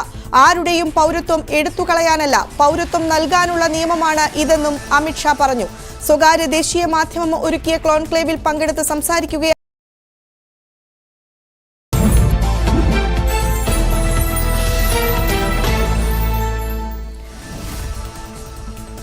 മാനന്തവാടിയിൽ കാട്ടാനയുടെ ആക്രമണത്തിൽ അജീഷിന്റെ മരണം ഞെട്ടിക്കുന്നതെന്ന് രാഹുൽ ഗാന്ധി MP. സംസ്ഥാന സർക്കാർ അടിയന്തര നടപടികൾ സ്വീകരിക്കണമെന്നും ധനസഹായം നൽകണമെന്നും രാഹുൽ. SFIO അന്വേഷണത്തിനെതിരെ വീണ വിജയന്റെ കമ്പനി എക്സാലോജിക് സമർപ്പിച്ച ഹർജി കർണാടക ഹൈക്കോടതി നാളെ പരിഗണിക്കും. ജസ്റ്റിസ് നാഗപ്രസന്നയുടെ ബെഞ്ചാണ് ഹർജി പരിഗണിക്കുക. കഴിഞ്ഞ ദിവസമാണ് എക്സാലോജിക് കർണാടക ഹൈക്കോടതിയെ സമീപിച്ചത്. ലോക്സഭാ തെരഞ്ഞെടുപ്പിലെ സ്ഥാനാർത്ഥി നിർണയ ചർച്ചകൾക്ക് തുടക്കമിട്ട ഇന്ന് CPM സംസ്ഥാന സമിതി യോഗം. ത്രികോണ പോരാട്ടം നടക്കാൻ സാധ്യതയുള്ള മണ്ഡലങ്ങളിൽ നേരത്തെ മത്സരത്തിനൊരുങ്ങുകയാണ് ലക്ഷ്യം. ആലപ്പുഴ മണ്ഡലത്തിൽ സിറ്റിംഗ് MP ആരിഫ് തന്നെയാകും CPM-നായി ജനവിധി തേടുക. ബാക്കി എല്ലാ മണ്ഡലങ്ങളിലും പാർട്ടിക്ക് സ്ഥാനാർത്ഥികളെ കണ്ടെത്തണം. KPCC അധ്യക്ഷൻ K. സുധാകരനും പ്രതിപക്ഷ നേതാവ് VD സതീശനും നയിക്കുന്ന സമരാഗ്നിയുടെ കണ്ണൂർ ജില്ലയിലെ പര്യടനം ഇന്ന് അവസാനിക്കും. രാവിലെ ജനകീയ ചർച്ചാ സദസ്സോടുകൂടിയാണ് ഇന്നത്തെ പരിപാടികൾ തുടങ്ങുക. പയ്യാമ്പലത്ത് രാവിലെ 9:30 ചർച്ചാ സദസ്സ്. ബീഹാറിൽ നിതീഷ് കുമാർ നാളെ വിശ്വാസ വോട്ട് തേടും. എംഎൽഎമാരെ വിലക്കെടുക്കാൻ ശ്രമം നടക്കുന്നുവെന്ന ആരോപണ പ്രത്യാരോപണങ്ങൾക്കിടെയാണ് വിശ്വാസ വോട്ടെടുപ്പ്. ബിജെപി എംഎൽഎമാരെ ഗയയിലേക്ക് മാറ്റിയപ്പോൾ ആർജെഡിയുടെ സഖ്യകക്ഷിയായ കോൺഗ്രസ് എംഎൽഎമാർ ഹൈദരാബാദിലാണുള്ളത്. 243 അംഗ നിയമസഭയിൽ 122 അംഗങ്ങളുടെ പിന്തുണയാണ് കേവല ഭൂരിപക്ഷത്തിന് വേണ്ടത്. ജെഡിയു ബിജെപി സഖ്യത്തിന് 128 എംഎൽഎമാരുടെ പിന്തുണയുണ്ട്. കുന്നംകുളം ചീരംകുളം പൂരത്തിനിടെ സംഘർഷം. കുന്നംകുളം ചീരംകുളം ഭഗവതി ക്ഷേത്രത്തിലെ താലപ്പൊലി മഹോത്സവത്തോടനുബന്ധിച്ച് നടന്ന വേല മഹോത്സവത്തിനിടെയാണ് സംഘർഷമുണ്ടായത്. അമ്പലത്തിന് സമീപം വൈകിട്ടോടെ പൂരം പൊട്ടിക്കയറുന്നതിനിടെയായിരുന്നു ഏറ്റുമുട്ടൽ. കേന്ദ്ര സർക്കാർ നടപ്പിലാക്കുന്ന PM വിശ്വകർമ്മ പദ്ധതിയിൽ സംസ്ഥാനത്ത് കൂടുതൽ പേരെ സംരംഭകരാക്കാൻ നടപടികൾ തുടങ്ങി. ഇതിന്റെ ഭാഗമായി വയനാട് ജില്ലയിൽ പ്രത്യേക ക്യാമ്പയിന് തുടക്കം. എല്ലാ ജില്ലകളിലും MSME പരിശീലന കേന്ദ്രത്തിന്റെ നേതൃത്വത്തിൽ ക്യാമ്പയിനുകൾ ആരംഭിച്ചു. വിസ്ഡം ഇസ്ലാമിക് യൂത്ത് ഓർഗനൈസേഷൻ സംഘടിപ്പിക്കുന്ന കേരള യൂത്ത് കോൺഫറൻസിന് മലപ്പുറത്ത് തുടക്കം. യുവത്വം നിർവചിക്കപ്പെടുന്നു എന്ന പ്രമേയത്തിലാണ് ചർച്ച. ന്യൂഡൽഹിയിലെ ജാമിയ സനാബിൽ ഡയറക്ടർ ഷൈഖ് മുഹമ്മദ് റഹ്മാനി ഉദ്ഘാടനം ചെയ്തു. PA കുഞ്ഞാലിക്കുട്ടി മുഖ്യാതിഥിയായിരുന്നു. പാലക്കാട് മണ്ണേക്കാട് AUP സ്കൂളിൽ പാചകപ്പുരയുടെ നിർമ്മാണം പൂർത്തിയായി. MLA ഫണ്ടിൽ നിന്ന് 9 ലക്ഷം രൂപ ചിലവഴിച്ചാണ് പാചകപ്പുര നിർമ്മിച്ചത്. മുഹമ്മദ് മൂസിൻ MLA ഉദ്ഘാടനം ചെയ്തു. തദ്ദേശ സാരഥികളും സ്കൂൾ അധികൃതരും പങ്കെടുത്തു. സഹപാഠിക്ക് വീട് വയ്ക്കാൻ ബിരിയാണി ചലഞ്ച് നടത്തി. ഭൂമി വാങ്ങി നൽകി കൂട്ടുകാർ. പുത്തനത്താണി ചേരൂരാൽ ഹയർ സെക്കൻഡറി സ്കൂളിലെ NSS വിദ്യാർത്ഥികളാണ് സഹപാഠിക്ക് കൈത്താങ്ങുമായി എത്തിയത്. ബിരിയാണി ചലഞ്ചിലൂടെ വിദ്യാർത്ഥികൾ വാങ്ങിയ ഭൂമിയുടെ കൈമാറ്റ ചടങ്ങ് ഉദ്ഘാടനം തിരൂർ MLA കുറുകോളി മൊയ്തീൻ നിർവഹിച്ചു. കോഴിക്കോട് കള്ളന്തോട് PSK തങ്ങളുടെ ഉറൂസ് മുബാറക്കിന് തുടക്കമായി. സ്നേഹസംഗമം എന്ന പേരിൽ അറിയപ്പെടുന്ന ഉറൂസ് മുബാറക്കിൽ ജാതിമത ഭേദമന്യേ 10,000ങ്ങളാണ് പങ്കെടുത്തത്. 25,000 ആളുകൾക്ക് 10 കിലോ വീതം അരിയും സൗജന്യ മരുന്നുകളും സമ്മാനങ്ങളും നൽകും. അന്നദാനത്തിന് പുറമെ കവാല ഉൾപ്പെടെയുള്ള കലാപരിപാടികളും അരങ്ങേറി. കൊല്ലം കുന്നിക്കോട് വിള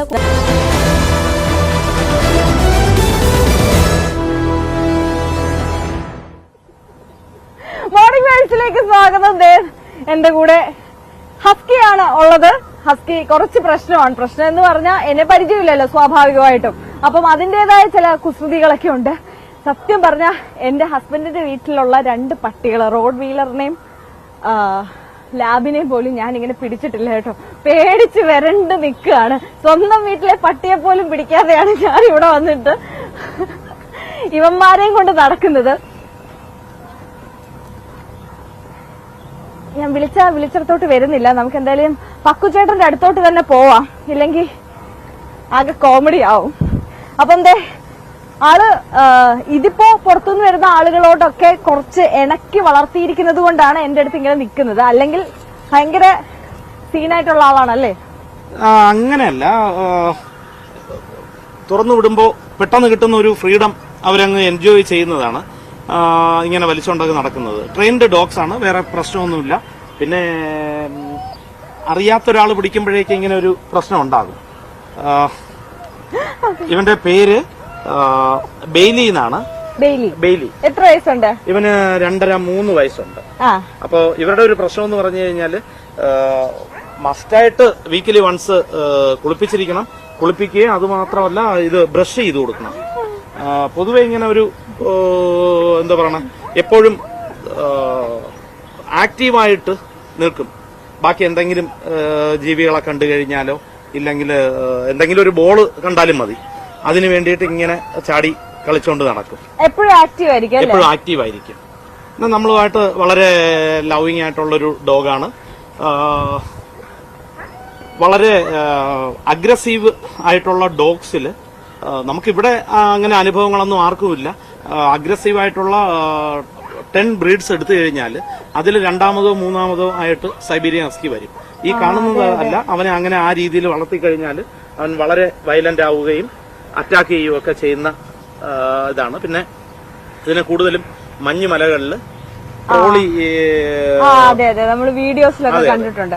അതിനുവേണ്ടിയും ട്രോളി ഉന്താൻ വേണ്ടിയിട്ടും പിന്നെ ആട്ടും പറ്റങ്ങളെ ഒക്കെ കൊണ്ട് ചെയ്യാനും ഗൈഡ് ചെയ്യാനും ഒക്കെ ആയിട്ട് ഉപയോഗിക്കുകയാണ്. സത്യം പറഞ്ഞാ എനിക്കിപ്പോഴും നെഞ്ചിടിപ്പ് മാറിയിട്ടില്ല കേട്ടോ. ഷോട്ടിന് വേണ്ടി നിന്നെങ്കിലും നിന്ന് കഴിഞ്ഞപ്പോഴാണ് ഭയങ്കര കൺട്രോൾ ചെയ്യാൻ പറ്റുന്നില്ല. നമ്മളെയും കൊണ്ട് പോകുന്ന ഒരു ടൈപ്പ് നേച്ചറാണ് ആളുടെ. വിട്ടാൽ ഇങ്ങനെ ഓടി പോവോ? അവന് ഇവിടെ ഇങ്ങനെ ഒരു അരമണിക്കൂർ ഇവിടെയൊക്കെ ഓടി നടന്നിട്ട് പിന്നീട് നമുക്ക് ലീസ്റ്റിലിട്ട് ഒന്ന് കൺട്രോൾ ചെയ്ത് നിർത്താൻ പറ്റൂ. അവനിവിടെ അത്രയും ഓടി നടക്കണം. അതിനു വേണ്ടിയിട്ടുള്ളൊരു ബഹളമാണ് ഈ കാണിക്കുന്നത്. ഈ ഗേറ്റ് കടന്ന് പുറത്തു പോകാനുള്ള ശ്രമം ഉണ്ടാവുമോ ഇവരൊക്കെ? ഇല്ല, അത് വലിയൊരു ഗേറ്റ് ആണ്. അപ്പൊ അവർക്കറിയാം ഒന്ന് വരുന്ന സമയത്തോ ഇല്ലെങ്കിൽ ചിലപ്പോ അഡൽട്ട് ഡോഗ് ഇവിടെ വന്നു കഴിയുമ്പോഴേക്ക് അവരൊന്ന് ശ്രമിക്കും. അവിടെയൊക്കെ പോയിട്ട് പറ്റുമോന്ന് നോക്കും. 1, 2, 3 പ്രാവശ്യം പോയിട്ട് പറ്റില്ലെങ്കിൽ പിന്നെ ആ ഒരു ടെൻഡൻസി കാണിക്കാറില്ല സാധാരണ. അവർക്കറിയാം അവിടെ പോയിട്ട് കാര്യമില്ല എന്നറിയാം.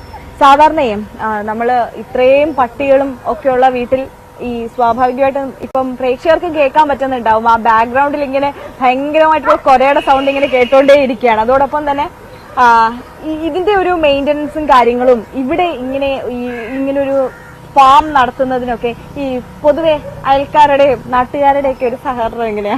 അല്ല, ഇവിടെ എന്നെ സംബന്ധിച്ച് പ്രശ്നമില്ല. അതെ, ചെയ്യുന്നുണ്ട് ഇവിടെ വന്ന നാള് മുതൽ. പിന്നെ അത്യാവശ്യം ഈ പറയുന്ന TV പ്രോഗ്രാംസ് കാര്യങ്ങളൊക്കെ വരുന്നത് കൊണ്ട് ആൾക്കാർക്ക് പരിചയമുണ്ട്. രണ്ടാമത് അവർക്കൊരു ഡിസ്റ്റർബൻസ് വരുന്നില്ല. നിങ്ങളിപ്പോ നിൽക്കുമ്പോൾ റെഗുലറായിട്ട് കൊര കേൾക്കുന്നുണ്ട്. പക്ഷെ അത് ഇവിടെ ആൾക്കാർ വരുന്നു, ഇല്ലെങ്കിൽ ഗേറ്റിന്റെ ഫ്രണ്ടിൽ ഏതെങ്കിലും ഒരു വണ്ടി കൊണ്ട് ചവിട്ടുമ്പോൾ ഇവിടെ ഡോഗ്സിനെ കൊണ്ട് വന്നതെന്നറിയാനോ, ഇല്ലെങ്കിൽ ഇവിടെ വരുന്ന ആളാണെങ്കിൽ ഇവിടുന്ന് ആദ്യം ഫ്രണ്ടിൽ നിന്ന് ഒരു കുര ബാക്കിലോട്ട് കിട്ടും. അത് കേൾക്കുമ്പോഴേക്ക് അവര് കുറെ എണ്ണം അങ്ങനെ കുരയ്ക്കും.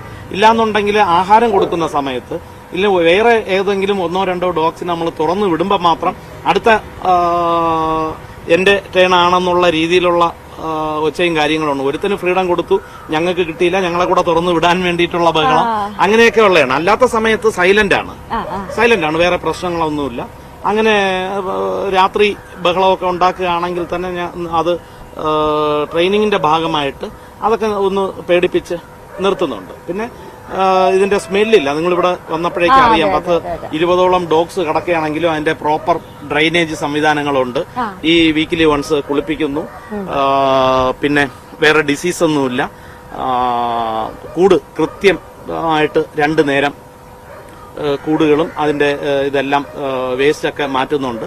അതുകൊണ്ട് തന്നെ സ്മെല്ലോ കാര്യങ്ങളോ ബാക്കി അയൽവക്കക്കാർക്ക് ശല്യമില്ലാത്തത് കൊണ്ട് അവർക്ക് സഹകരണമാണ്, നമ്മളുമായിട്ട് സഹകരണമാണ്. അവർക്കും ഇവിടെ വരാം. പിന്നെ അവർക്കും കൂടിയുള്ളൊരു സെക്യൂരിറ്റിയാണ്.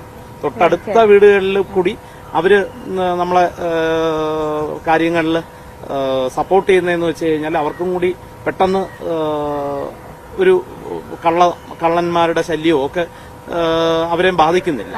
അതുകൊണ്ട് സപ്പോർട്ട് ചെയ്യുന്നുണ്ട് ധാരാളം. അപ്പം ഈ വാഷ് ഡോഗ് ആയിട്ട് ചേട്ടൻ രാത്രിയിൽ പുറത്തു വിടുന്നത് ആരെയാ ഈ കൂട്ടത്തില്? ഞാൻ റോട്ടോവെയിലറിനെ വിടും. 2-3 സെക്ഷനായിട്ടാണ് ഇങ്ങനെ വീടിരിക്കുന്നത്. വീടും ഈ പരിസരവും മുറ്റവും അവിടെ റോട്ടോവെയിലറുണ്ട് ഗാർഡിങ്ങിന്.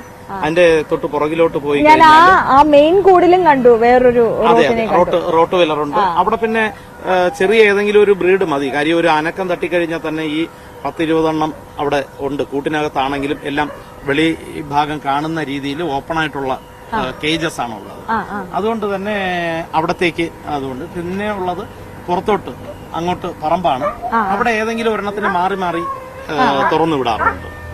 ഫുൾ ഫെൻസ് ചെയ്തിരിക്കുകയാണ്. അതുകൊണ്ട് വെളിയിൽ പോകത്തില്ല. വേറെ നമ്മുടെ കോമ്പൗണ്ട് കഴിഞ്ഞിട്ട് വെളിയിൽ പോകാറില്ല.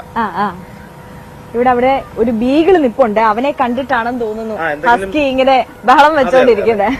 വേറെ എന്തെങ്കിലും പൂച്ചയോ ഒന്നും വേണ്ട, ഒരു കാക്ക വന്നിരുന്നു കഴിഞ്ഞാലും അതിന്റെ പുറകെ പോകാനായിട്ടുള്ളൊരു ചാട്ടവും ബഹളമാണ് ഈ കാണിക്കുന്നത്. ശരി ശരി. അപ്പോ നമ്മള് ഇവിടെ നമ്മുടെ താരങ്ങളുടെ വിശേഷങ്ങളൊക്കെ കണ്ടുകൊണ്ടിരിക്കുമ്പോ മറ്റൊരു വിശേഷത്തിലേക്കും കൂടി നമുക്ക് പോയിട്ട് തിരിച്ചു വരാമെന്ന് തോന്നുന്നു. ചെട്ടികുളങ്ങര കുംഭഭരണി വളരെ പ്രശസ്തമാണ്. കേരളത്തിലെ എല്ലാ ജില്ലകളിൽ നിന്നുള്ള ആൾക്കാർ, കേരളത്തിന് പുറത്തും വിദേശികളും ഒക്കെ ഇത് അറിഞ്ഞിട്ട് ചെട്ടികുളങ്ങര ക്ഷേത്രത്തിലേക്ക് കുംഭഭരണി മഹോത്സവം ആകുമ്പോഴത്തേക്ക് ആ കെട്ടുകാഴ്ച കാണാനും ആ ആരവം അനുഭവിക്കാനും ഒക്കെ എത്താറുണ്ട്. അപ്പൊ നമ്മള് ഇനി അവിടെ നിന്നുള്ളൊരു കാഴ്ചയിലേക്കാണ് പോകുന്നത്. നമ്മുടെ ചെട്ടികുളങ്ങരയിൽ നിന്നും ചെട്ടികുളങ്ങരയുടെ സ്വന്തം നമ്മുടെ രഞ്ജിത്ത് രാമചന്ദ്രൻ തയ്യാറാക്കിയ ഒരു റിപ്പോർട്ടുണ്ട്. ആ റിപ്പോർട്ട് കണ്ടിട്ട് തിരിച്ചു വരാം.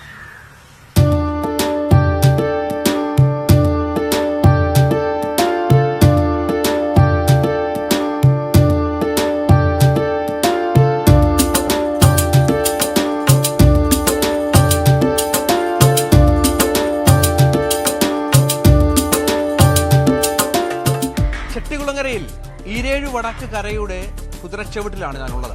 ഇവിടെ കുതിരമൂട്ടിൽ കഞ്ഞിക്കുള്ള വിഭവങ്ങൾ ഒരുങ്ങുകയാണ്. വളരെ പ്രത്യേകതയുള്ള വിഭവങ്ങളാണ്. അസ്ത്രം ഇവിടെ തയ്യാറായി കഴിഞ്ഞു. അല്പസമയത്തിനകം കഞ്ഞിസദ്യ ആരംഭിക്കും. ഇത് മുതിരയാണ്. ഇതൊക്കെ പ്രത്യേക ശൈലിയിലാണ് ഇതിന്റെയൊക്കെ നിർമ്മാണം. ഇതെങ്ങനെ ഉണ്ടാക്കുക? ഇതൊക്കെ ഈ ഓണാട്ടുകരയിൽ ചുറ്റുകുളങ്ങരയിൽ മാത്രം വന്നാൽ കാണാൻ പറ്റുന്ന പ്രത്യേക തരത്തിലുള്ള നിർമ്മാണങ്ങളാണ്. തൊട്ടപ്പുറത്ത് പപ്പടം പറക്കുന്നുണ്ട്. മറ്റു വിഭവങ്ങളൊക്കെ തയ്യാറായി കഴിഞ്ഞു. നമുക്ക് ഈ കഞ്ഞി കുടിക്കുന്ന ഒരു രീതി അതേറെ പ്രത്യേകതയാണ്. നമുക്കതൊന്ന് കാണണം. അപ്പോൾ നമുക്ക് ആ കഞ്ഞി കുടിക്കുന്ന സ്ഥലത്തേക്ക് ഒന്ന് പോകാം.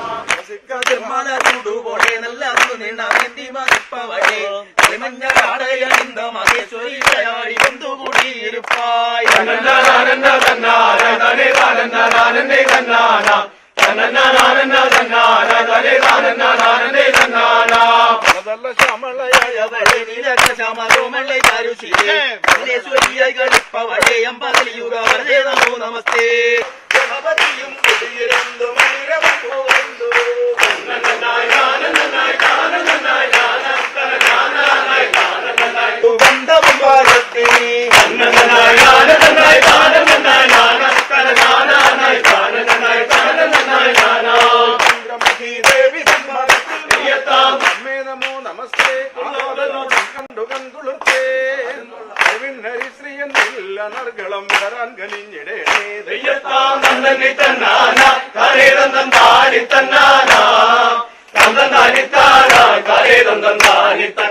അപ്പോൾ ഞാൻ നേരത്തെ പറഞ്ഞതുപോലെ കുതിരമൂട്ടിൽ കഞ്ഞി കുടിക്കുന്നതിന്റെ ഒരുപാട് പ്രത്യേകതകളുണ്ട്. ആ ഒരു സ്ഥലത്താണ് അവരേക്ക് നമ്മളിപ്പോൾ എത്തി. ചേട്ടാ, ഇതിന്റെ ഒരു എന്താ ഇത്? തട അല്ലേ? ഇത് തട. തട എന്ന് വെച്ചാൽ ഓലയും കൊണ്ടുണ്ടാക്കിയ ഒരു ബെൽറ്റ് പോലൊരു സാധനം. ഇതല്ല, ഇലക്കകത്തിൽ കഞ്ഞി ഒഴിക്കും. ചൂട് കഞ്ഞി ഒഴിക്കും. ചൂട് കഞ്ഞി, പപ്പടം, കടുമാങ്ങ, അവൽ, മുതിരപ്പുഴുക്ക്, ഉണ്ണിയപ്പം, പഴം, ഇത്രയാണ് ഇതിന്റെ സാധനങ്ങൾ. ഈ ഒരു ശൈലിയിലാണോ ഇവിടെ കഞ്ഞി കുടിയുടെ രീതി? ശൈലിയിലാണ് കഞ്ഞി കുടിക്കുന്നതും കൊടുക്കുന്നതും. ദേവി ആദ്യമായിട്ട് വന്ന് കഴിച്ച ആഹാരമാണിത്. ചെട്ടുളങ്ങരയിൽ വന്ന് കഴിച്ച ആദ്യത്തെ ആഹാരം. ആ ഒരു പ്രത്യേകത വെച്ചാണ് കുതിരമൂട്ടിൽ കഞ്ഞി നടത്തുന്നത്. അത് ഏത് കുതിരമൂട്ടിൽ ചെന്നാലും ഈ വിഭവങ്ങളെല്ലാം കാണും. ഇതിൽ ഇല വെക്കും. ഇല വെക്കുമ്പോൾ കഞ്ഞി ഒഴിയുമ്പോൾ പെയ്യെ താന്നത് ഒഴിയുന്നുള്ളൂ. അതിൽ നിന്ന് അങ്ങനെ കഞ്ഞി അമ്മ പണ്ട് വന്നിന് കഞ്ഞി കുടിക്കാണ് ഒരു സന്ദർഭം ഉണ്ടായത്. വേറെ എന്തൊക്കെയാണ്? കഞ്ഞി, അസ്ത്രം, കടുമാങ്ങ, അവല് നനച്ചത്, പപ്പടം, മുതിര. അതിന്റെ പ്രത്യേകതയല്ലേ? മുതിരയാണ് ഏറ്റവും പ്രത്യേകത. കഞ്ഞി മുതിരയാണ്. അതാണ് എന്റെ അധികം. പിന്നെ കുടിക്കാന്ന് പറഞ്ഞാൽ തറയിരുന്ന് കുടിക്കുന്ന നല്ലൊരു പ്രത്യേകത. ഒരുപാട് കൂട്ടങ്ങളും കൂട്ടാം. പക്ഷെ ഇപ്പൊ 7 കൂട്ടത്തിലാണ് എടുത്തിരിക്കുന്നത്. കഞ്ഞിയും പിന്നെ അസ്ത്രം 2, പപ്പടം 1, 3, മുതിര 1, 4, കടുമാങ്ങ 5, പഴം 1, 4, ഉണ്ണിയപ്പം 7 ഐറ്റം മുതലുണ്ട്. പിന്നെ 7 കൂടും 13 ഐറ്റം വരെ വെക്കുന്നവരുണ്ട്. നമ്മുടെ ഇവിടെ മാത്രമേ ആണുള്ളൂ അല്ലേ ഇങ്ങനെ പ്രത്യേകതയുള്ള കഞ്ഞി? തീർച്ചയായിട്ടും മറ്റുള്ള കരകളെ അപേക്ഷിച്ച് ഞങ്ങളുടെ ഇരവിളക്കും 41 ഐന്തകരത്തിലാണ് ഇതുപോലുള്ള പ്രത്യേകത. ഒരു ദിവസം 3 നേരം കഞ്ഞി, എല്ലാം സിസ്റ്റമാറ്റിക് തന്നെ ആൾക്കാരെ ഇരുത്തി, പാത്രത്തിൽ വേണ്ടിയവർക്ക് പാത്രത്തിന് പ്രത്യേക ലൈന്, അതെല്ലാം നല്ല രീതിയിൽ തന്നെ മുമ്പോട്ട് കൊണ്ടുപോകുന്നുണ്ട്. എന്താ ഈ കഞ്ഞി കുതിരമൂട്ടിൽ കഞ്ഞിയുടെ പ്രത്യേകത? മറ്റു പ്രത്യേകതകൾ എന്തൊക്കെയാണ്? മറ്റു പ്രത്യേകത എന്ന് പറഞ്ഞാൽ കുതിരമൂട്ടിൽ മറ്റു കഞ്ഞികളെ അപേക്ഷിച്ച് മുതിര, അസ്ത്രം, കടുമാങ്ങ, ഉണ്ണിയപ്പം, പപ്പടം, പഴം ഇത്യാദി കാര്യങ്ങളെല്ലാം ശരീരത്തിന് ഈ കുതിരകെട്ടൽ എന്ന് പറഞ്ഞാൽ കായിക അഭ്യാസമുള്ള പണികളാണ്. അപ്പോൾ അന്ന് നമ്മുടെ പൂർവികരൊക്കെ ചെയ്തു വെച്ചാണ് ഇവിടുത്തെ അതിനുള്ള സംവിധാനം ചെയ്തത്.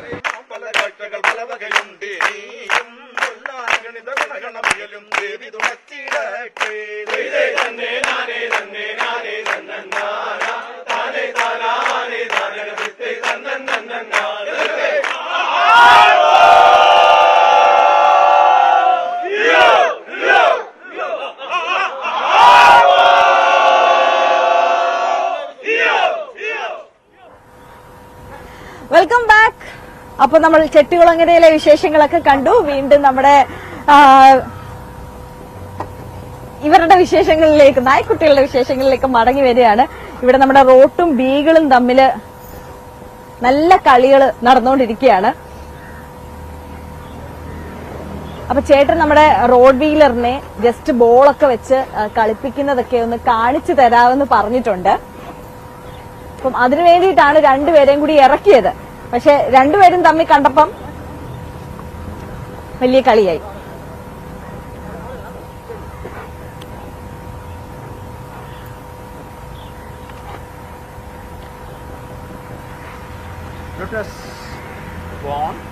ചേട്ടൻ ഒരു ബോള് വെച്ച് ഇവന്റെ ശ്രദ്ധ എടുക്കാൻ നോക്കുകയാണ് കേട്ടോ. ബോൾ എങ്ങോട്ട് പോകുന്നോ ഈ റോട്ട് അങ്ങോട്ട് പോകും. ഞാൻ രാവിലെ ഇവിടെ വന്നപ്പോഴേ ഇവര് രണ്ടുപേരും ഇങ്ങനെ കളിച്ചോണ്ടിരിക്കുകയായിരുന്നു. ഈ ബോൾ വെച്ചുള്ള കളിയാണ് ഇവരുടെ ഒരു ഫേവറേറ്റ് സംഭവം. 1 2 2 പിടിച്ചോളൂ 2 3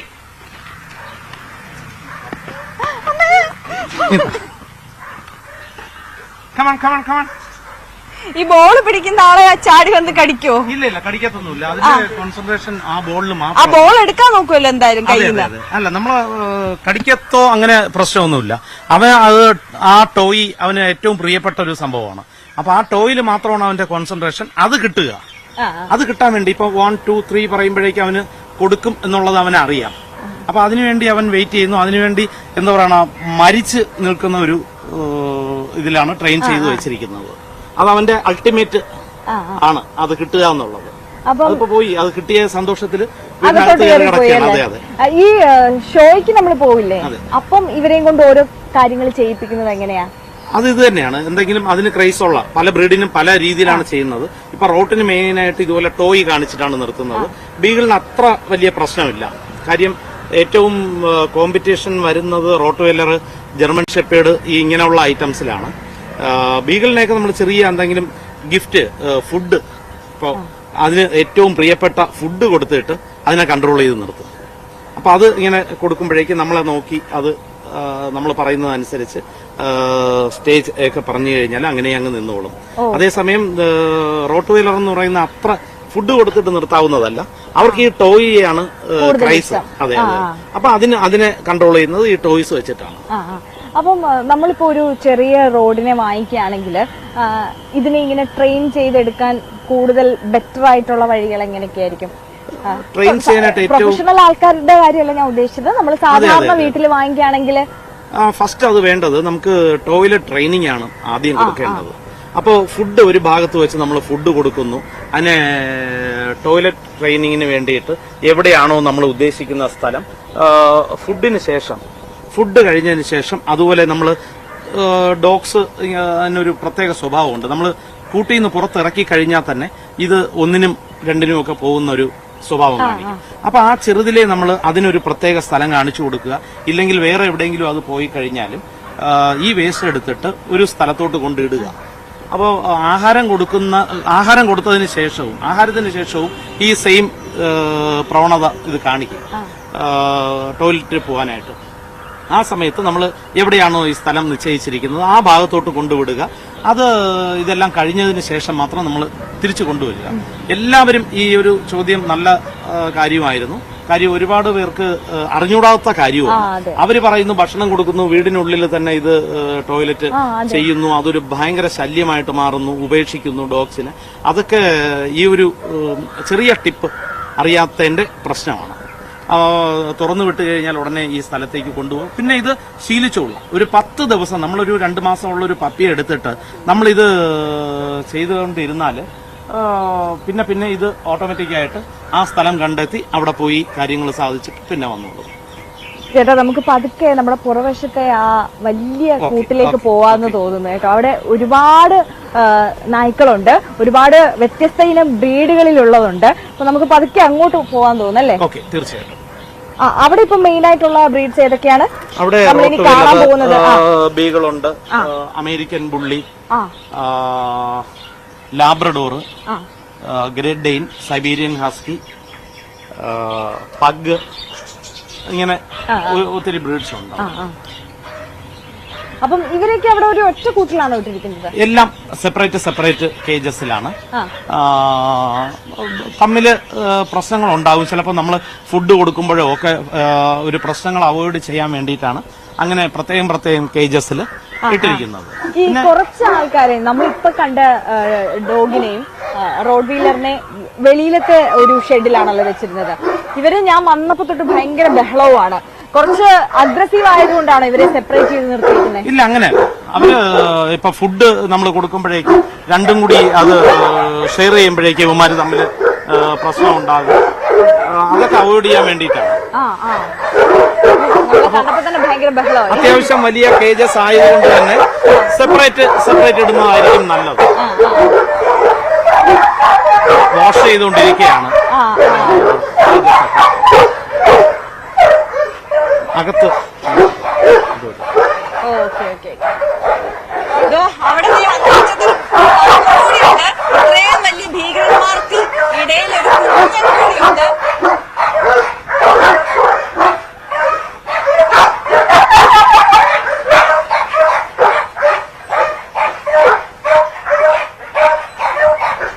ഇതാണോ ചേട്ടാ അമേരിക്കൻ ബുള്ള? ഈ കാണുന്നതാണ് അമേരിക്കൻ ബുള്ള.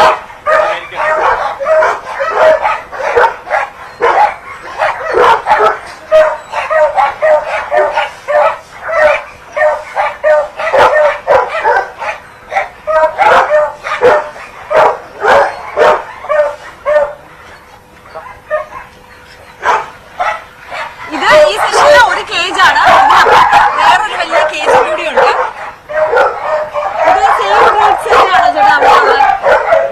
നമ്മൾ ഇനി പോകാൻ പോകുന്ന കേജ് സെയിം റേറ്റ്സ് ആണോ?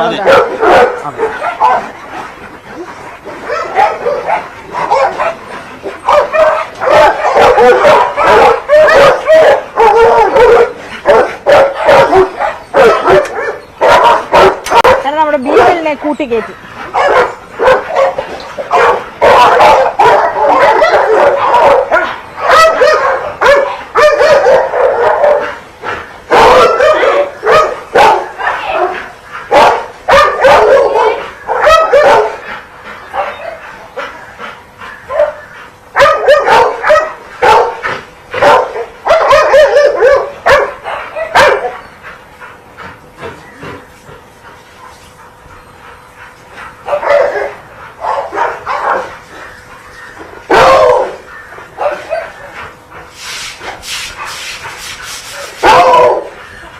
ഇവിടെ ചേച്ചി രാവിലെ കൂടൊക്കെ വൃത്തിയാക്കിക്കൊണ്ടിരിക്കുകയാണ്, ഒരാളെ കുളിപ്പിച്ചോണ്ടിരിക്കുകയാണ്. ചേച്ചി എത്ര വർഷമായി ഇവിടെ? പേടിയൊന്നുമില്ലേ ഈ ഭീകരന്മാരുടെ അടുത്ത് ഇങ്ങനെ നിൽക്കുമ്പോ? ഇഷ്ടമാണല്ലേ?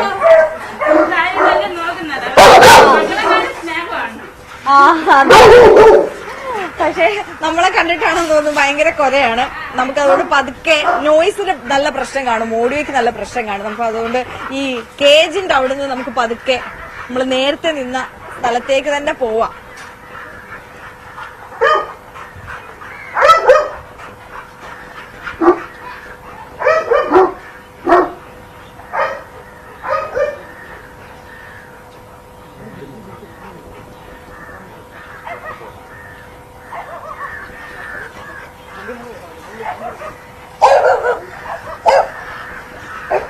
അപ്പൊ നമ്മള്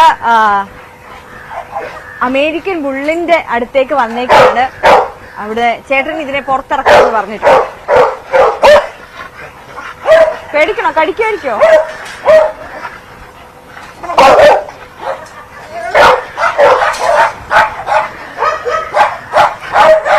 എല്ലാരും നല്ല ബഹളമാണ്.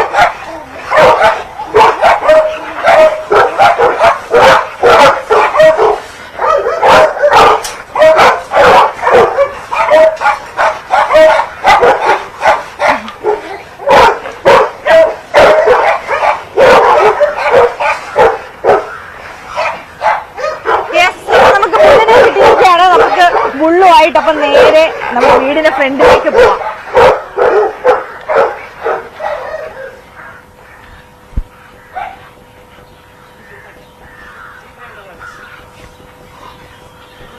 ചേട്ടാ ഈ ബുള്ളി ഇവിടെ വന്നിട്ട് എത്ര നാളായി? ഇവൻ ഇവിടെ തന്നെ ബ്രീഡ് ചെയ്തതാണ് അല്ലേ? ഇതിന്റെ ഫാദറും മദറും ഒക്കെ എന്റെ തന്നെ ഉണ്ടായിരുന്നു. വേറെ ഫാമിലോട്ട് മാറ്റി. അവര് ചാമ്പ്യന്മാരായിരുന്നോ? ഇതിന് അമേരിക്കൻ ബുള്ളിന് ഒരു ബാക്കിയുള്ളത് പോലെ അല്ല. അമേരിക്കൻ ബുള്ള്, അതുപോലെ പിറ്റ് ബുള്ള്, ഇങ്ങനെയുള്ള ബ്രീഡ്സിനെ കെന്നൽ ക്ലബ് ഓഫ് ഇന്ത്യ അംഗീകരിച്ചിട്ടില്ല. അപ്പോ അതിന് സർട്ടിഫൈഡ് ആയിട്ടുള്ള KCI സർട്ടിഫിക്കേഷൻ ഇല്ലാത്തൊരു ബ്രീഡാണ് അമേരിക്കൻ ബുള്ളി. പിന്നെ ഇവരുടെ തന്നെ പ്രത്യേകം ക്ലബ്ബുകൾ കാര്യങ്ങളൊക്കെ ഉണ്ട് അമേരിക്കൻ ബുള്ളിയുടെ.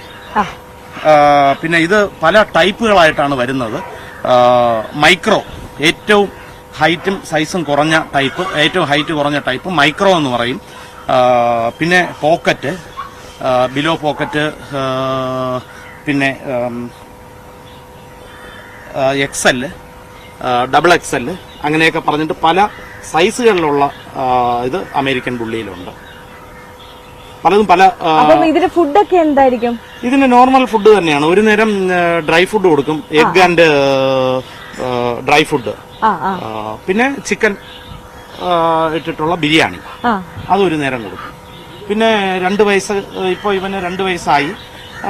ചെറിയ രീതിയിൽ മെയിൻറ്റെയിൻ ചെയ്യാനുള്ള ഇത് മാത്രം മതി. പിന്നെ ഇവന്റെ പ്രത്യേകത എന്ന് പറയുന്നത് വളരെ മസ്കുലർ ബോഡിയാണ്. അതാണ് ഇവന്റെ പ്രത്യേകത ഈ ബ്രീഡിന്റെ.